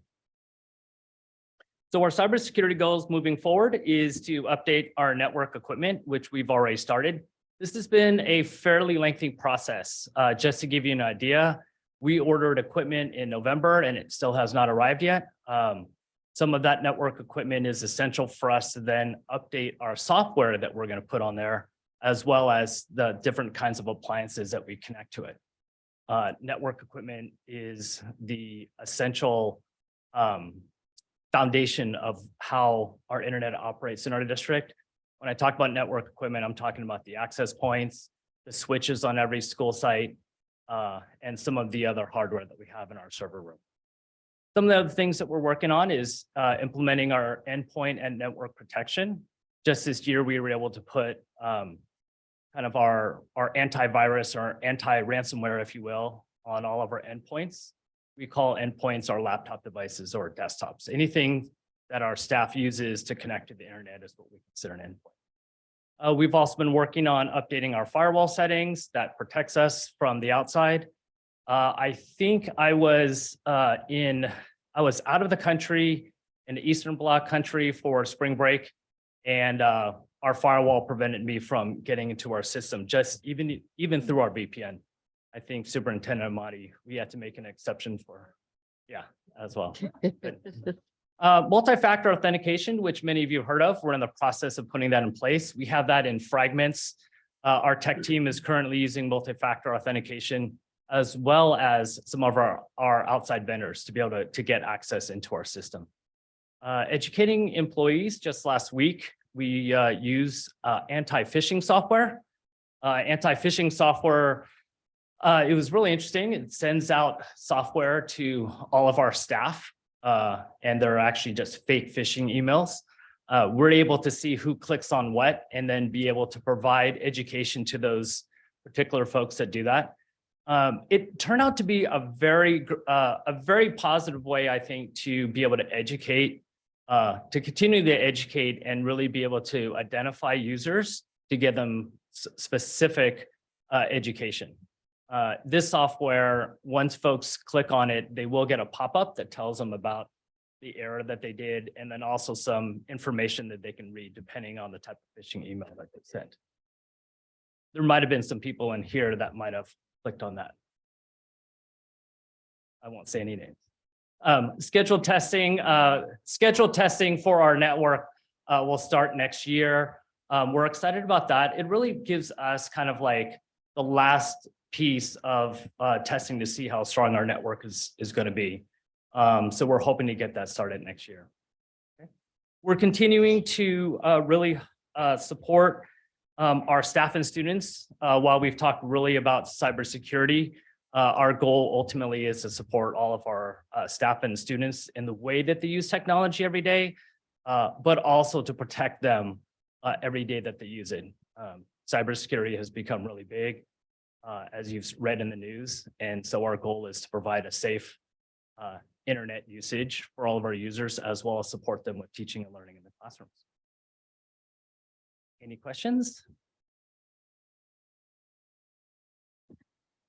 Vice President Kuziak. I have an apology, a comment, and some questions. So my first apology are for my two sons who always seem to be losing their Chromebook chargers. So I appreciate the fact that you must have a lot of extra Chromebook chargers that you're passing out. So thank you for doing that.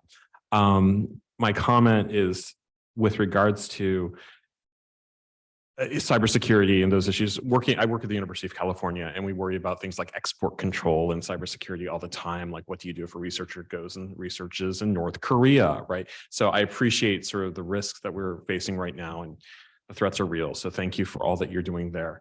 I'm curious about the shift with Chromebooks, right? So before the pandemic, the model was oftentimes our parent clubs and PTAs would step up to pay for that. Where's the dedicated source of fund that is paying for those? And I'm curious to know what sort of the useful life is for a Chromebook, and what does the future look like? Are the costs per Chromebook coming down? Are we able to see some efficiencies there? But like, how often are you having to replace the inventory? Yeah, so the Chromebook software life is now has changed. Before, so Google actually manages all the Chromebooks. They are the ones that sets the specifications because it is their mobile OS that they use for Chromebooks.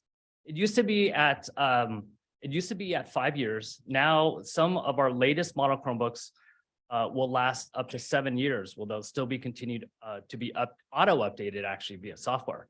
However, hardware wise, how long are they lasting? We're really seeing anywhere between 4 and 5 years. And we're hoping that as our students are becoming more accustomed to having a device and learning how to take care of it, that we'll see that move forward or actually extend up until 5 and 6 years. The funding for the Chromebook program comes from the votes that you guys make when you're reviewing the ZBB, and it is an ongoing cost. Chromebooks right now are anywhere between $250 to about $350. The last batch that we bought, we actually moved our brand to a different brand, looking for more durability in the Chromebook. And those units were around those units, I'm sorry, were around $280 a piece. And then there's like about a $35 license from Google that we pay on top. How do you, I may or may have not have heard some conversations among certain students about certain workarounds to certain things. How are we dealing with our student hackers? Like, what are our protocols in place to prevent misuse of the computers, but also just learning from what they're trying to figure out? Yeah, great question. It is almost like a whack-a-mole or kind of a cat and mouse of trying to keep up with students. We're hoping that, and I get emails from teachers often saying, how are the student able to, see this and do this? And just this year, actually, we did close down our Chromebooks as much as possible for students not to be able to load in different extensions, as extensions was the main way that students were doing workarounds. Obviously, we're working with a generation that has grown up with digital technology, and once again, they have found other ways to do it. So it is a challenge for us. We do have an acceptable use policy in place that really dictates that students are not supposed to be, doing that kind of activity. And we're looking for some level of accountability as we move into the next year from site admin to be able to have conversations with students. We also have a digital citizenship program that we're hoping to start up really soon to help support that. Really, once again, looking to educate students about, positive ways that they can use the technology. But yeah, we know it is an ongoing piece. And it was even before we even gave them Chromebook devices that they've been doing this. So I think it's kind of here to stay. I think our goal in technology is to try to mitigate it and minimize it really through education the best way that we can. All right. So kind of, I think this question sort of piggybacks on that last question. And if you're not the person to talk to you about this, just say the word and we can pick up the conversation somewhere else. But how are we, or are we combating or considering or addressing the rise of like ChatGPT and student use of it? And is that something that falls under the umbrella of this conversation even? I'm not totally sure, but since we have technology in the house, thought I might just ask if if we've started any conversations about that. We have started. So just so you know, our current policy for ChatGPT is that we are blocking it for students. It is open for staff at this point. We've had conversations already, and I've really put it out there that we will have a conversation working in conjunction with Ed Services moving into next year about coming and devising and creating or copying a student use policy, if you will, a code of conduct around the use of ChatGPT. The ChatGPT or other AI software is probably one of the biggest challenges we've seen for education. The teachers, some of them embrace it. A lot of them have been very frustrated. I just got an email today from one of our high school teachers that sent to me a four sentence, like a small paragraph that he said that the student wrote in 3 minutes that had words that were unbelievable. And it was written to probably an adult level of writing, of which he had contributed to, an AI supported, software online. So it's really been a challenge for our teachers. We're hoping to really enter some great conversations this summer and to really roll out a student code of conduct around this type of software system to move us, forward and then kind of evolve it as it goes. It's been a big conversation across, all school districts.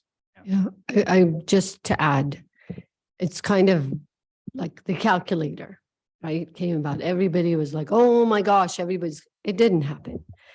ChatGPT AI has been here for many, many years. It just gets bigger and bigger. We just have to learn how to use it appropriately and what kinds of things we need to put in place. But we have a lot of teachers who actually are already kind of thinking, how do I use this to our advantage, right?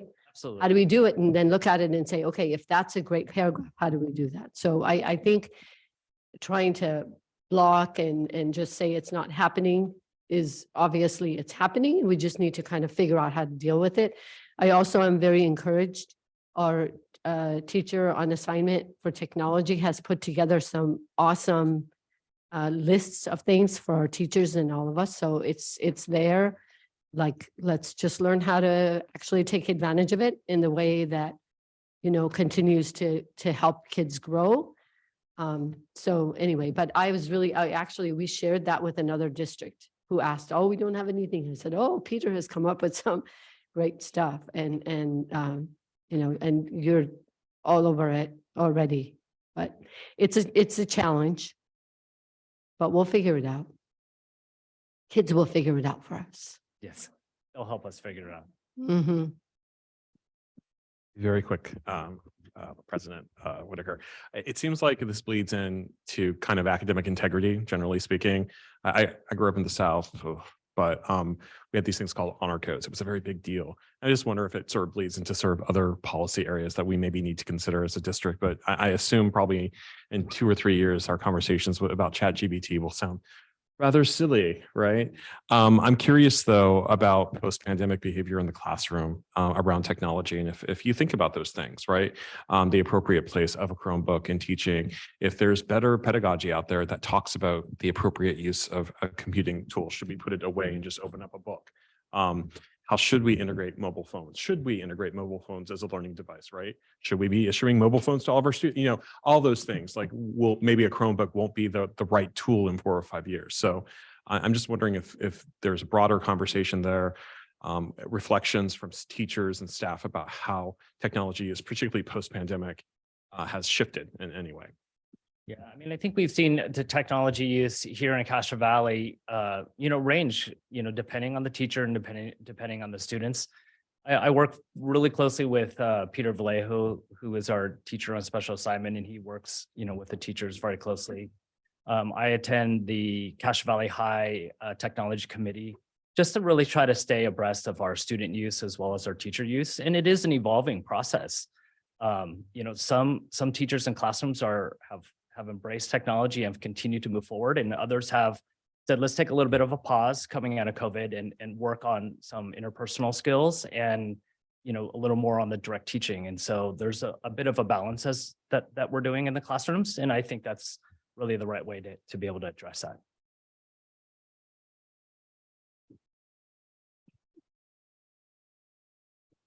All right, so just a few questions to start off. You've been hearing from the board that it's typically the students who are finding loopholes and whatnot to get through the various barriers the district puts up. This might just be I don't want to say a bad idea, but maybe an idea that doesn't apply. Would it be possible to find those students and then bring them onto some sort of team or group that works to make something to block this kind of stuff?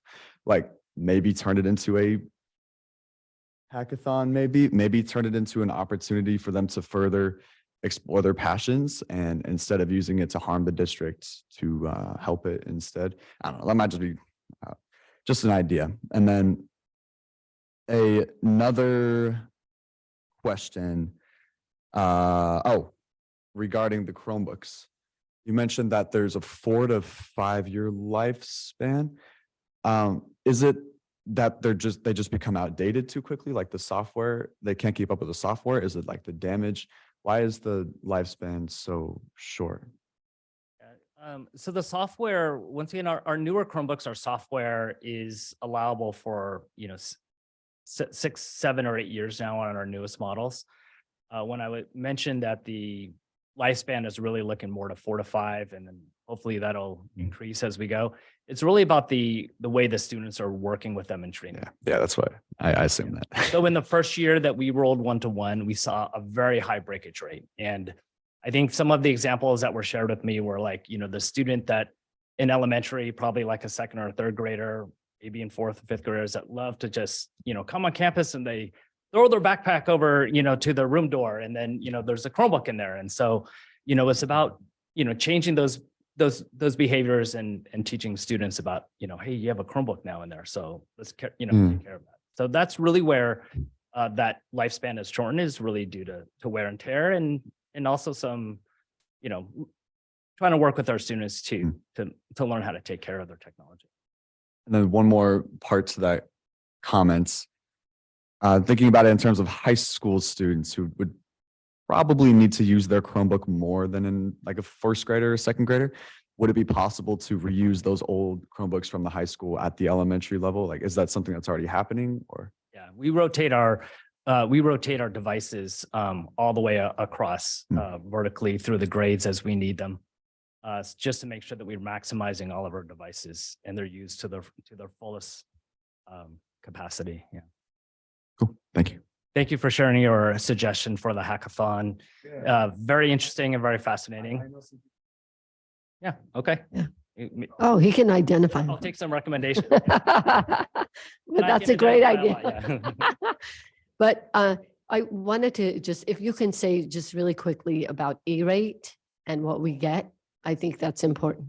Okay, so E-rate is federal funding, and E-rate covers certain parts of technology that we use. We use E-rate funding for our network equipment. We use it for like our access points and our switches. We also use it for our internet. We do not use E-rate for devices, nor do we use E-rate for our phone systems. Our current E-rate is at 60%.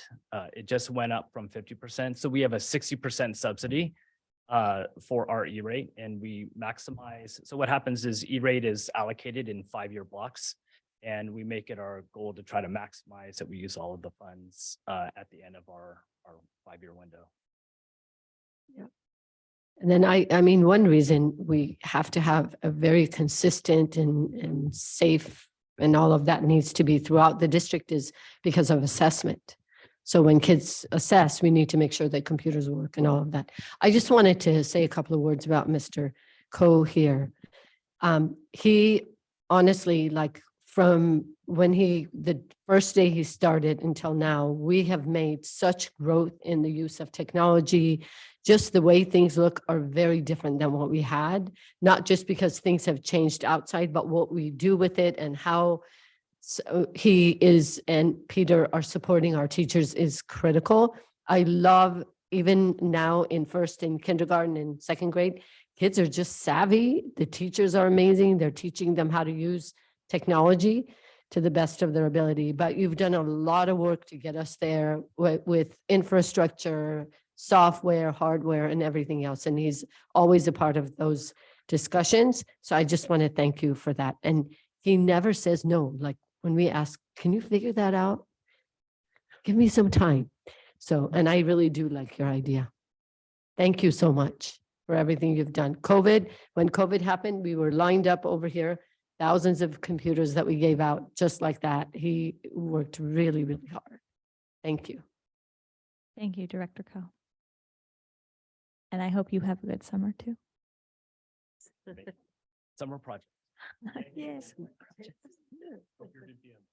We will move on to adopt resolution 66-22-23, the education protection account fiscal year 23-24.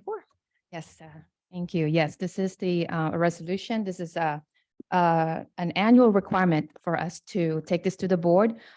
This is for next year's education protection account. And just to note here, which is already we've included it in the cover page, that this is not additional funds for the district. Basically, it is a different pot of money from it's actually if you look at our LCFF revenue, our local control funding formula revenue, it comes in 3 different pots. So the first pot is the from property taxes that we collect, local property taxes, and that's makes up about 33% of our LCFF. The second pot is the EPA, which is this resolution. It's about $22 million, and that is about 21% of our local control funding formula. So once we add all of those 2 pots, then whatever the difference comes from the state aid.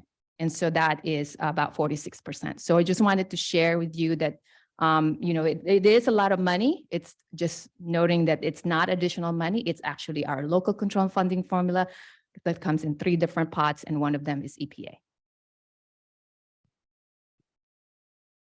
I move that we adopt the resolution 66-22-23. I will second. It's been moved and seconded. Is there any further discussion? I don't think you vote on this one. Trustee Raymond, Yes. Trustee Howard, Yes. Trustee Adams, Yes. Vice President Kuziak. Yes, President Whitaker. I will vote yes. The motion passes 5-0. We will move on to the governor's budget may revise update. Yes, so the governor's May revise came out Friday, actually a week from last Friday. And so we did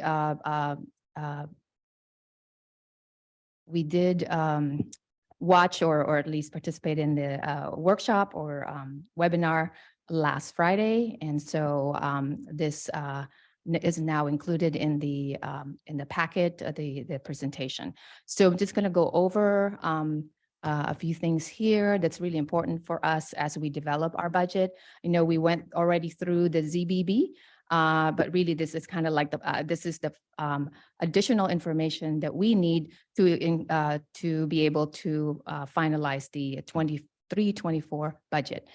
We looked at in March and April, we looked at expenditures, but this time we're actually looking at revenue. So themes for the May revision, Governor Newsom attempts to reach a balanced budget, protecting existing investments. But despite the uncertainty, education falls into the category of an investment to protect. So I'll show you exactly what I mean.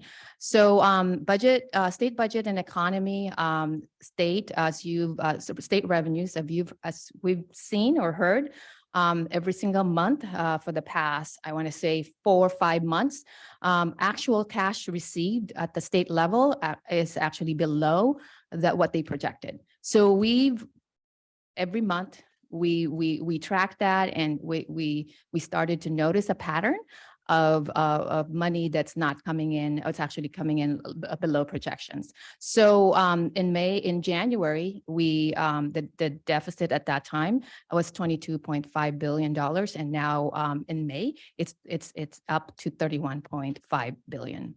So one of the things that you're all aware of is the postponement of personal income tax and corporation tax returns that are not due until October, which makes it difficult for the LAO to really know how much money are we getting, because the fact that these taxes are not due until October. So that's an estimated 42 billion that are not due until the fall.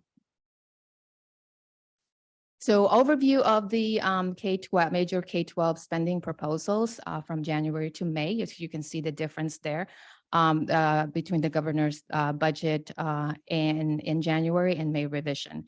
So a change there in the LCFF, the equity multiplier, TK expansion, and categorical that he is proposing to add COLA to the categorical programs. This is a different version of that, which is the, you can see clearly an LCFF funding increase from the governor's proposed budget of 5.04 billion is changed to $4.04 billion. And a big, the reason for that too is because of the ADA. So school districts, their ADA is down. And so that's why that's a change from $5 to $4 billion. Looking at Proposition 98, minimum guarantee, the governor is not just looking at the current or the proposed year, right? It is actually a 3-year, they look at 3 years. So they look at prior year, current year, and then the future years. So that's why you're seeing 3 years here. And the change, as you can see, from 21-22, 110.4 billion to 110.6 billion. So that's increase, an increase there of $0.2 billion. So in 23-24, you'll see a change there of 108.8 billion to 106.8 billion. So we've shared with you in January, the proposed COLA at that time is 8.13%. And the governor for May revision, he is proposing to fully fund an 8.22% COLA. And of course, and I'll go through a couple of reductions here that he is proposing as well. Categorical programs that will receive the COLA, he is setting aside approximately $1.7 million to, or actually reduction there in the 669 million Proposition 98 proposed funding. So these are the ones that are actually going to get COLA, the 8.22% special ed. We have child nutrition, state preschool. We also have the adults in correctional excluding facilities. This is just to show you how the LCFF is calculated. As you know, the base grant is the first thing that we look at from K3 all the way to 12. And then we look at the statutory COLA that's being proposed, 8.22. Then they apply the grade span adjustments of 10.4% for K3 and 2.6% for grades 9 to 12. And of course, we get our supplemental funds because all districts get supplemental funds, but some districts do get concentration. We don't get concentration funds, we get supplemental funds because our unduplicated count, unduplicated pupil percentage is 40%, which is, I'm going to share with you right there where you see 65%. So the districts who have UPP above 55%, they actually get additional funding in addition to their supplemental funds, so supplemental grant per ADA. They also get concentration grant per ADA of 65% on top of their LCFF. So the two So in order for the governor to balance the budget, pretty much, right? So as of May revision, there are two pots of money that he gave us in the current year. That's already included in this year's budget that he is now proposing to cut. So we heard this back in January, the Arts, Music, and Instructional Discretionary Block Grant. At that time, the proposal was to cut this particular discretionary block grant by 30%. He's now proposing a 50% reduction. Just want to note that Arts, Music, Instructional Discretionary Block Grant, we already assumed in the budget. So this is really a true reduction because these dollars are already assumed in our budget. So a 30% cut in January is now up to 50% as of the May revise. So we did receive the allocation of the 50%. We're expecting to receive the other 50% in June. But what we've heard is that they're holding off on the other 50% because of the proposed cut. So nothing to take away from us, even though it's, again, already assumed in our budget. The second block grant that he is proposing to cut is the Learning Recovery Emergency Block Grant. This is, again, one of the block grant that we already assumed in our budget, in the current year budget. So what he's proposing here that's not in the January budget is a 32% reduction on this grant, this particular block grant. And so if you look at the services that this money is supposed to go to, right, the tutoring, early intervention services, instruction for credit deficient students, all of that, like I said, we already assumed in the budget, and now a proposal to decrease it by 32%.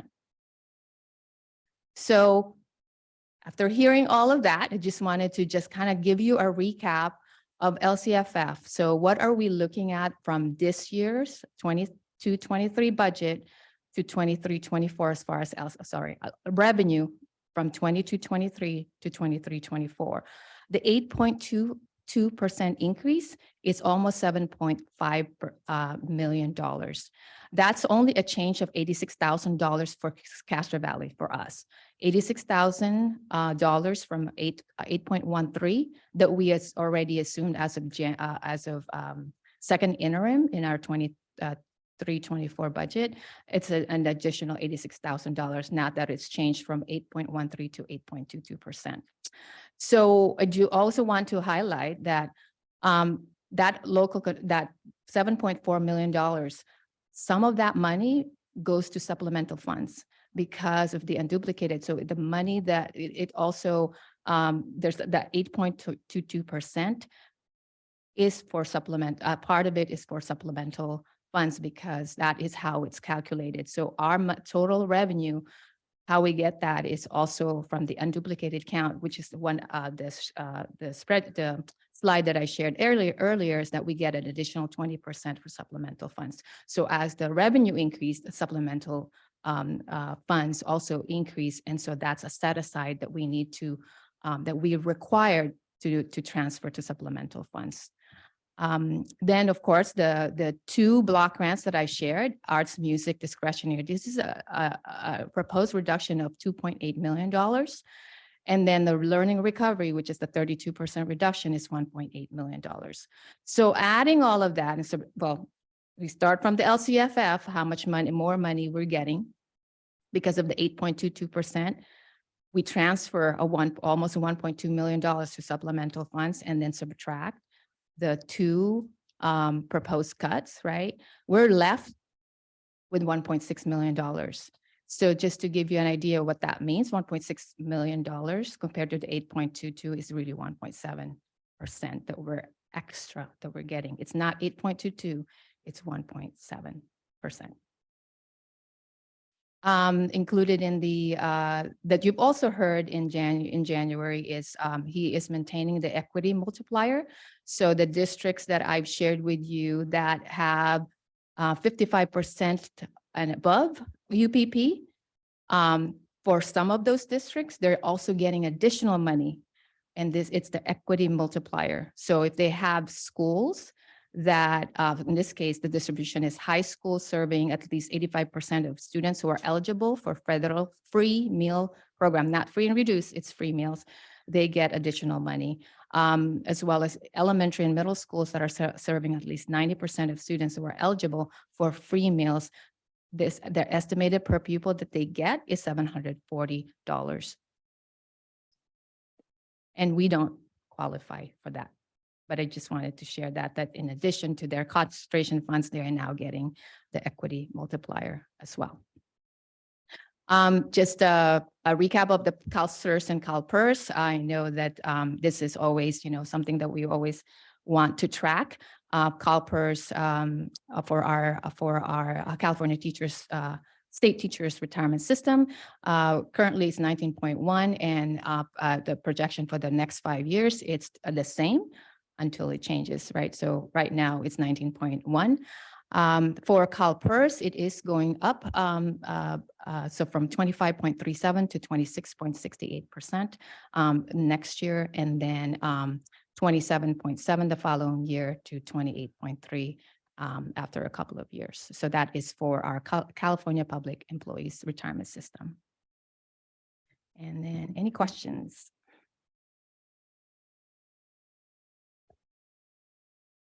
I thought PIT was the most annoying acronym I've ever heard. The most useless.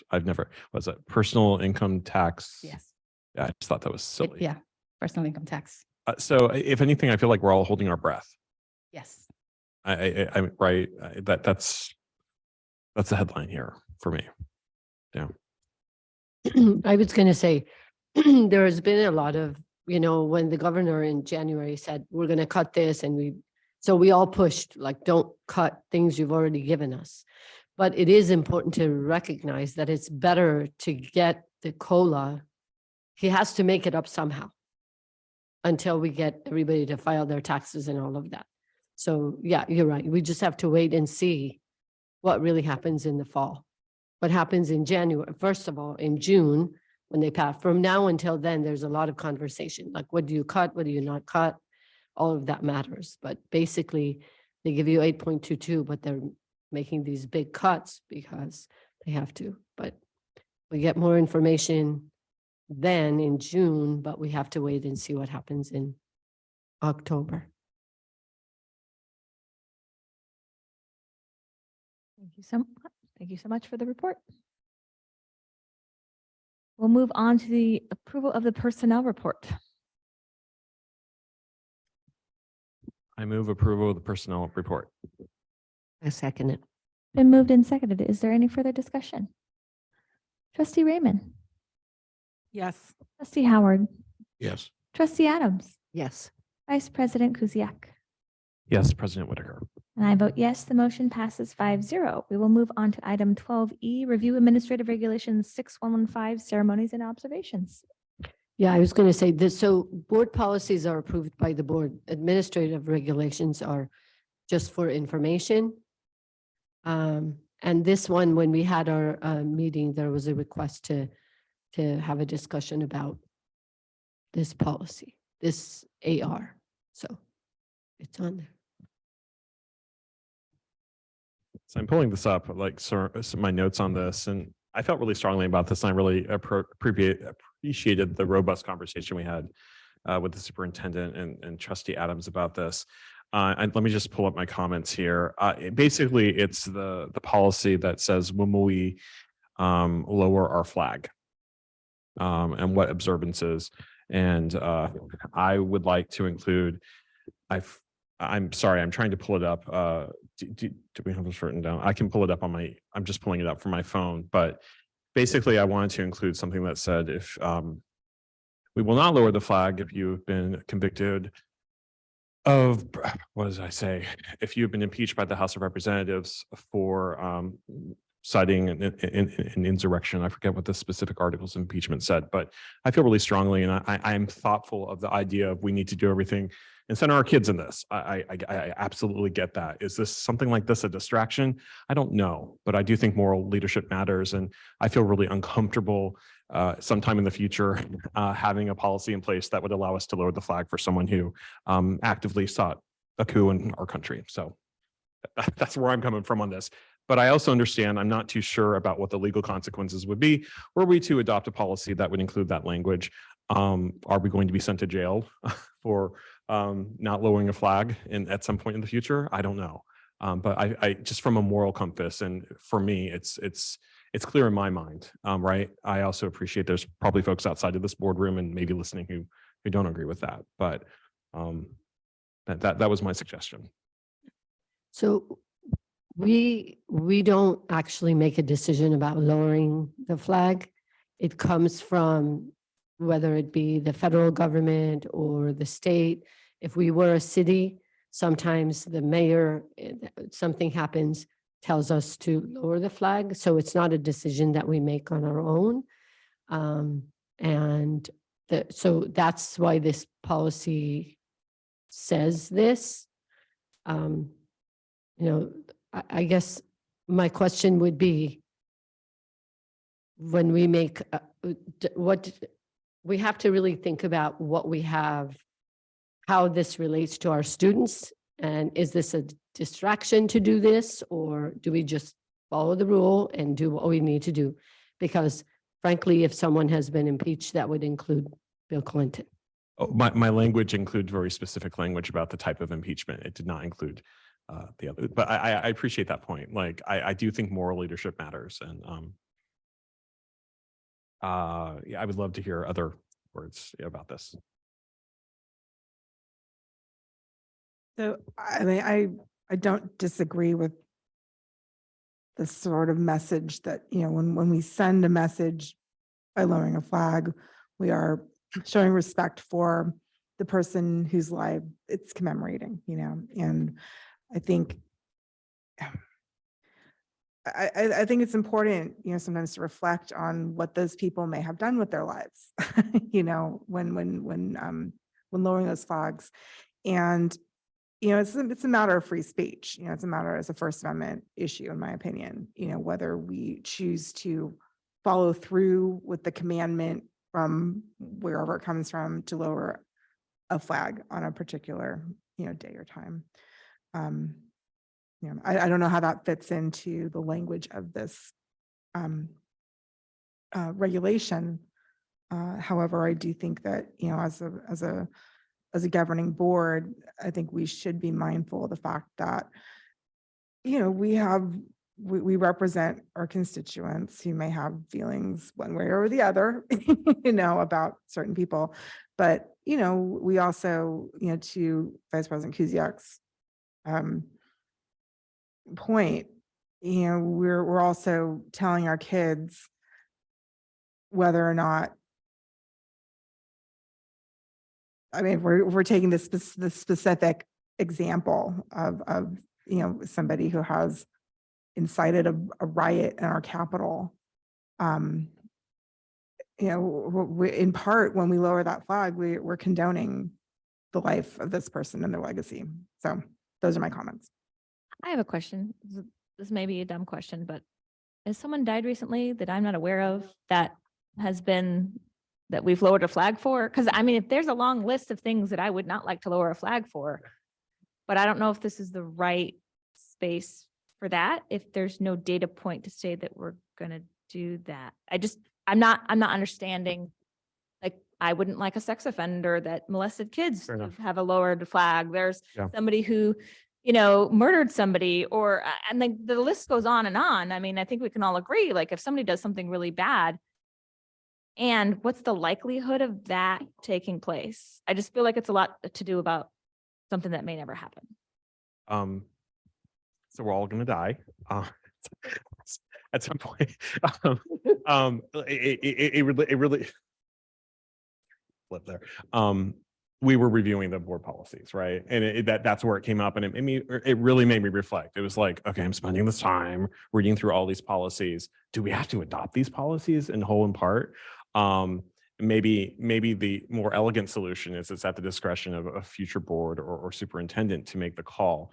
And again, of course, I'm under pressure and I'm trying to find the thing that I sent. I had precise language that I provided, but So I believe it says that there was, the rule was that if a president, and it might have been other people as well, but if a president or former president dies, we lower the flag to half-mast for 1 month. And then, if it's like a senator and a congressman and so on and so forth, it's less time as you go. So it would be for any president or former president that has died, then we would lower this flag for 1 whole month. Trustee Howard? I'm not sure about this, but I've always heard this referred to as the flag code. And that implies to me that it's US law. So I think maybe we should look at that to see if that's true or not. And I think in there, that's what gives the authority to the president and the governor and so forth. Not sure that we have that or should have it. Good conversation. like, can they send us to jail, right? Like, what's the enforcement? And are we always obligated just to sort of, what's the point of having policies if we just have to like rubber stamp them and accept them for what they are? Obviously, I'm not speaking as an attorney for the district in saying this, but my attorney hat, I can't, I always think of things because that's what I do in my life as an attorney. And, First Amendment is pretty broad, in terms of protection. So I'll leave you with that. Yeah, and I think if we were a private entity, it would be very different than public entity and public education that gets funded through the federal government. And I mean, for example, we have to tell people not to smoke in our parking lot because we get a little bit of funding from the federal government for having free of alcohol and smoking and things like that. Anyway, we can check. I think it was a good conversation, and I think that was your point, to just kind of talk about that. But yeah, sometimes you have to think about, what has someone done for a lot of things like you just mentioned. So anyway, thank you. But I understand why you're bringing it up because now I hear what you're saying. And I was just thought I missed something. Just like, okay. All right. I hear you. All right. Got it. Okay. I mean, for me, I think that when we get closer to that, maybe we should have a conversation. When everyone does. That's not what I'm saying.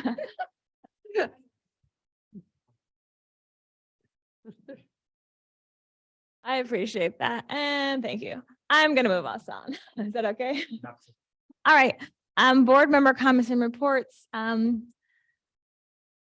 Board member Hanson, would you like to share any last words with us this evening? Just thank you for the year.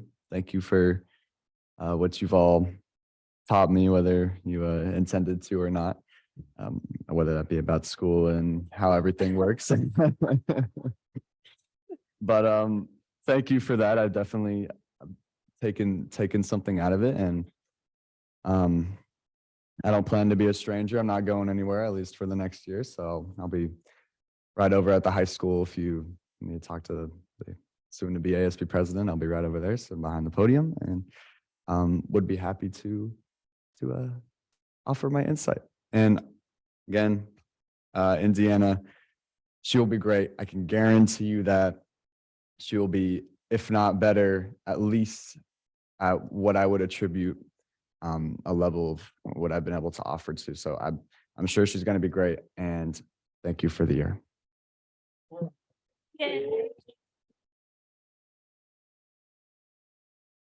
Don't forget, you're still in DSLA, so you're coming. Trustee Raymond. All right. So first of all, thank you for not making us cry again this week. But no, seriously, you're it's been very fun to share this spot with you. And I think we're all going to fight over who gets to hand you your diploma next year. so go forth, take that campus by storm, which I know you already have done. So it's been a pleasure. So All right, so turning to board business here, I just wanted to say that I was really glad to see, I hope it's okay for me to mention this because these are items that were on the consent agenda, but I was really pleased to see a policy and a couple of regulations concerning issues that I think are really, really important for us to be addressing right now. One concerning safe storage of firearms and our duty as a school district to share that information with families. And I'm glad to see that that is going to be happening with this coming school year. I realize it's also a state law that's coming into effect, but I'm glad to see that we are getting ahead of it. I was also glad to see that we are going to be offering protection from discrimination in employment stemming from people's choices concerning reproductive health care. So I think these are really great things that we are standing for as a district. And I was glad to cast a vote in favor of those things. Let's see, on our redistricting efforts, I am again going to implore the public, the last of who are here and who may be listening, to please share with friends, neighbors, colleagues, that this is a public process, and feedback from the public is really critical as we move forward in making these changes. I'm looking forward to seeing what the proposed maps are. I'm hoping that we are exploring as many options for making those as public as possible, and as visible, I guess, as possible. Seeing where those go. There is a bill that recently came out of committee, the Education Committee, up at the state legislature, concerning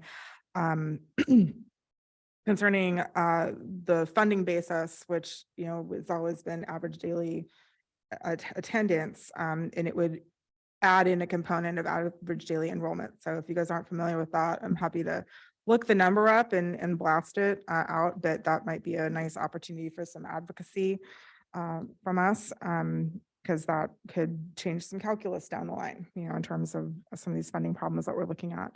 And then as a board member, I've been a busy bee. I was at the CVF event a couple of weeks ago.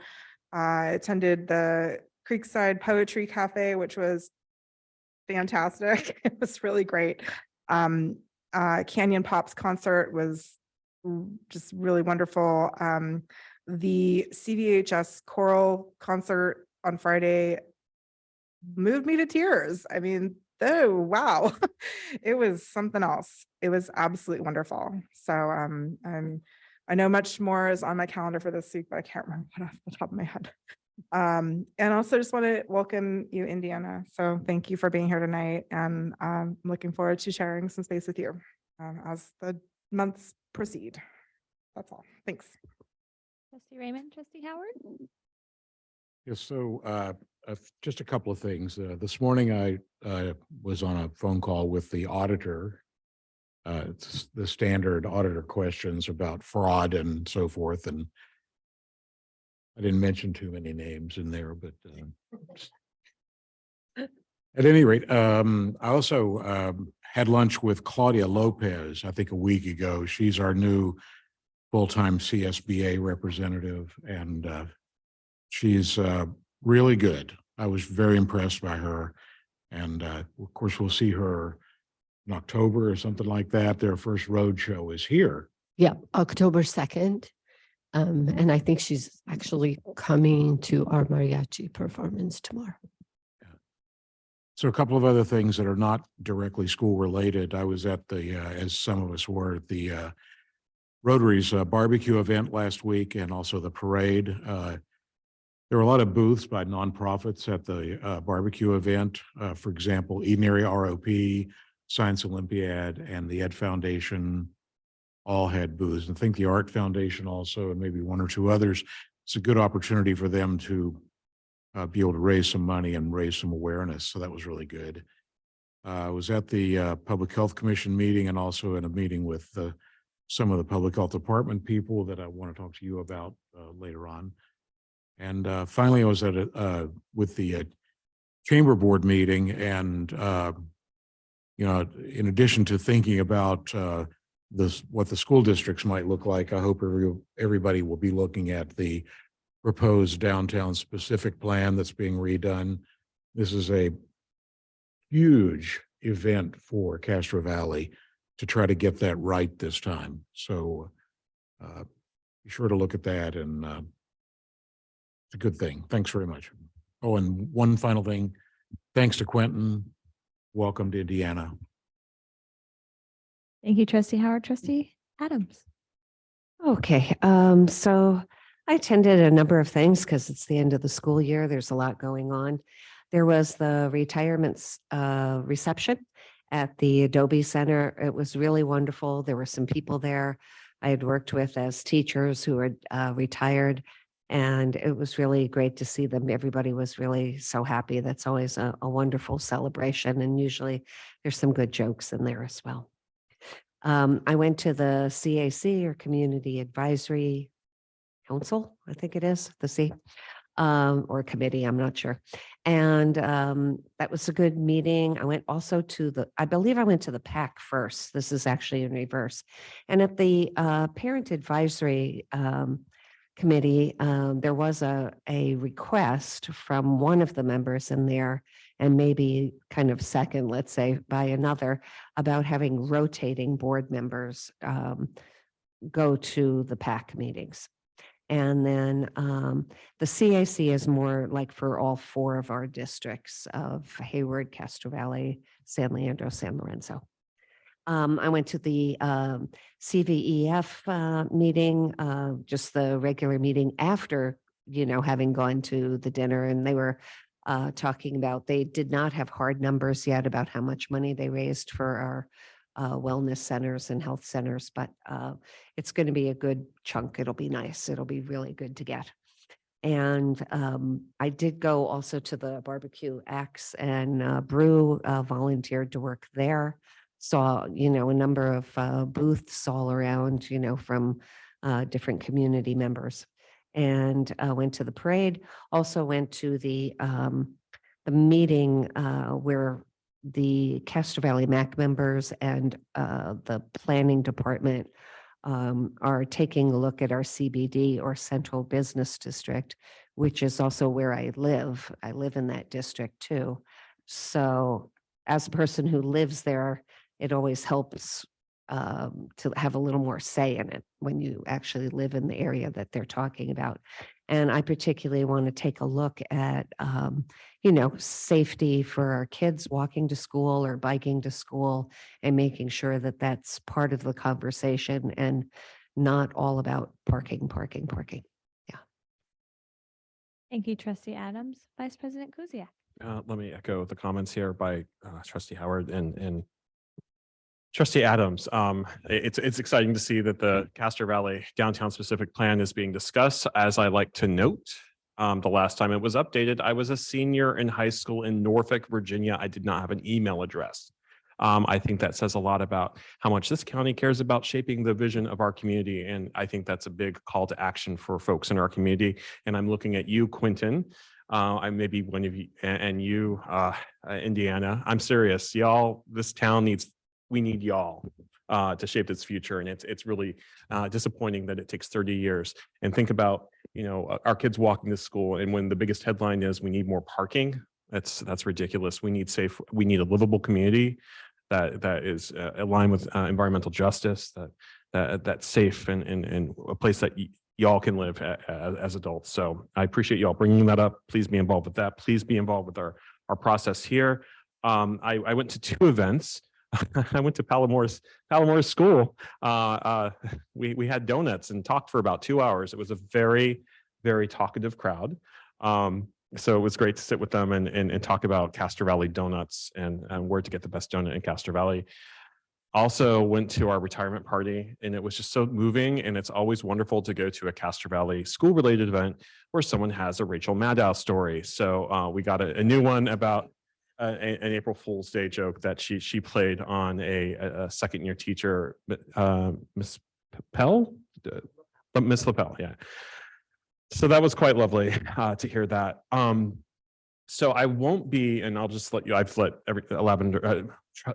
President Whitaker and Superintendent Amadi know, I will not be here, I think at 2 meetings in the early June, right? So I apologize, I won't be here. Have to do some personal travel back east, but I am busy leading up to then. I'm really excited. I love it as a parent when I get to do stuff with my sons, like in school board stuff. So Teddy and I are going on Wednesday to the Black Student Union potluck at Creekside. So we're trying to figure out what to make, but we'll probably bring some cheesecake. So I'm looking forward to that. I'm trying to get to the mariachi. I really want to go. My youngest son is really interested in joining the program next year. He's all about wanting to pick up a trumpet now. So if that can inspire him, that would be great. And I'm looking forward to being at Teddy's, of course, promotion ceremony next week. And I know we're all very busy next week doing those things.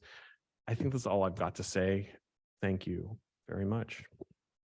Thank you, Vice President Kuziak. Superintendent Amadi. Have anything else other than I talked about? I did want to give kudos to our Assembly member Liz Ortega, who took her time and came to the Avid celebration and did a really great job just encouraging kids. So that was wonderful. Just wanted to thank her. It's great. And I did go to the parade. I was a judge. It was really fun. I got to see little sports kids, and it was really nice. I did meet with CV Pride with Vice President Kuziak, and they had a great idea. They're going to be creating a CV Pride Alliance, and they asked if we would want a board member to participate. So just like any board committees, we'll be bringing that to the June 14th meeting to see who would like to attend. So looking forward to that. I have not represented the district in any other way since the last time we spoke. And I am heading out to my brother's wedding in Italy tomorrow night and will not be back till June 2nd. So I will miss all the festivities. I am sorry. It's my brother. I gotta go. And I'll be available by email and phone, but I'll be in a different time zone. So just remember that. And Vice President Kuziak, when he's around, can represent the district if I cannot be here. Yeah, but neither one of us. Well, y'all can figure it out. I know you'll do great. With that, thank you so much for joining us tonight. We all hope you enjoy all of your ceremonies, your festivities, and your parties, and welcome the summer. And I hope you too have a great summer. Thank you all. Have a good night.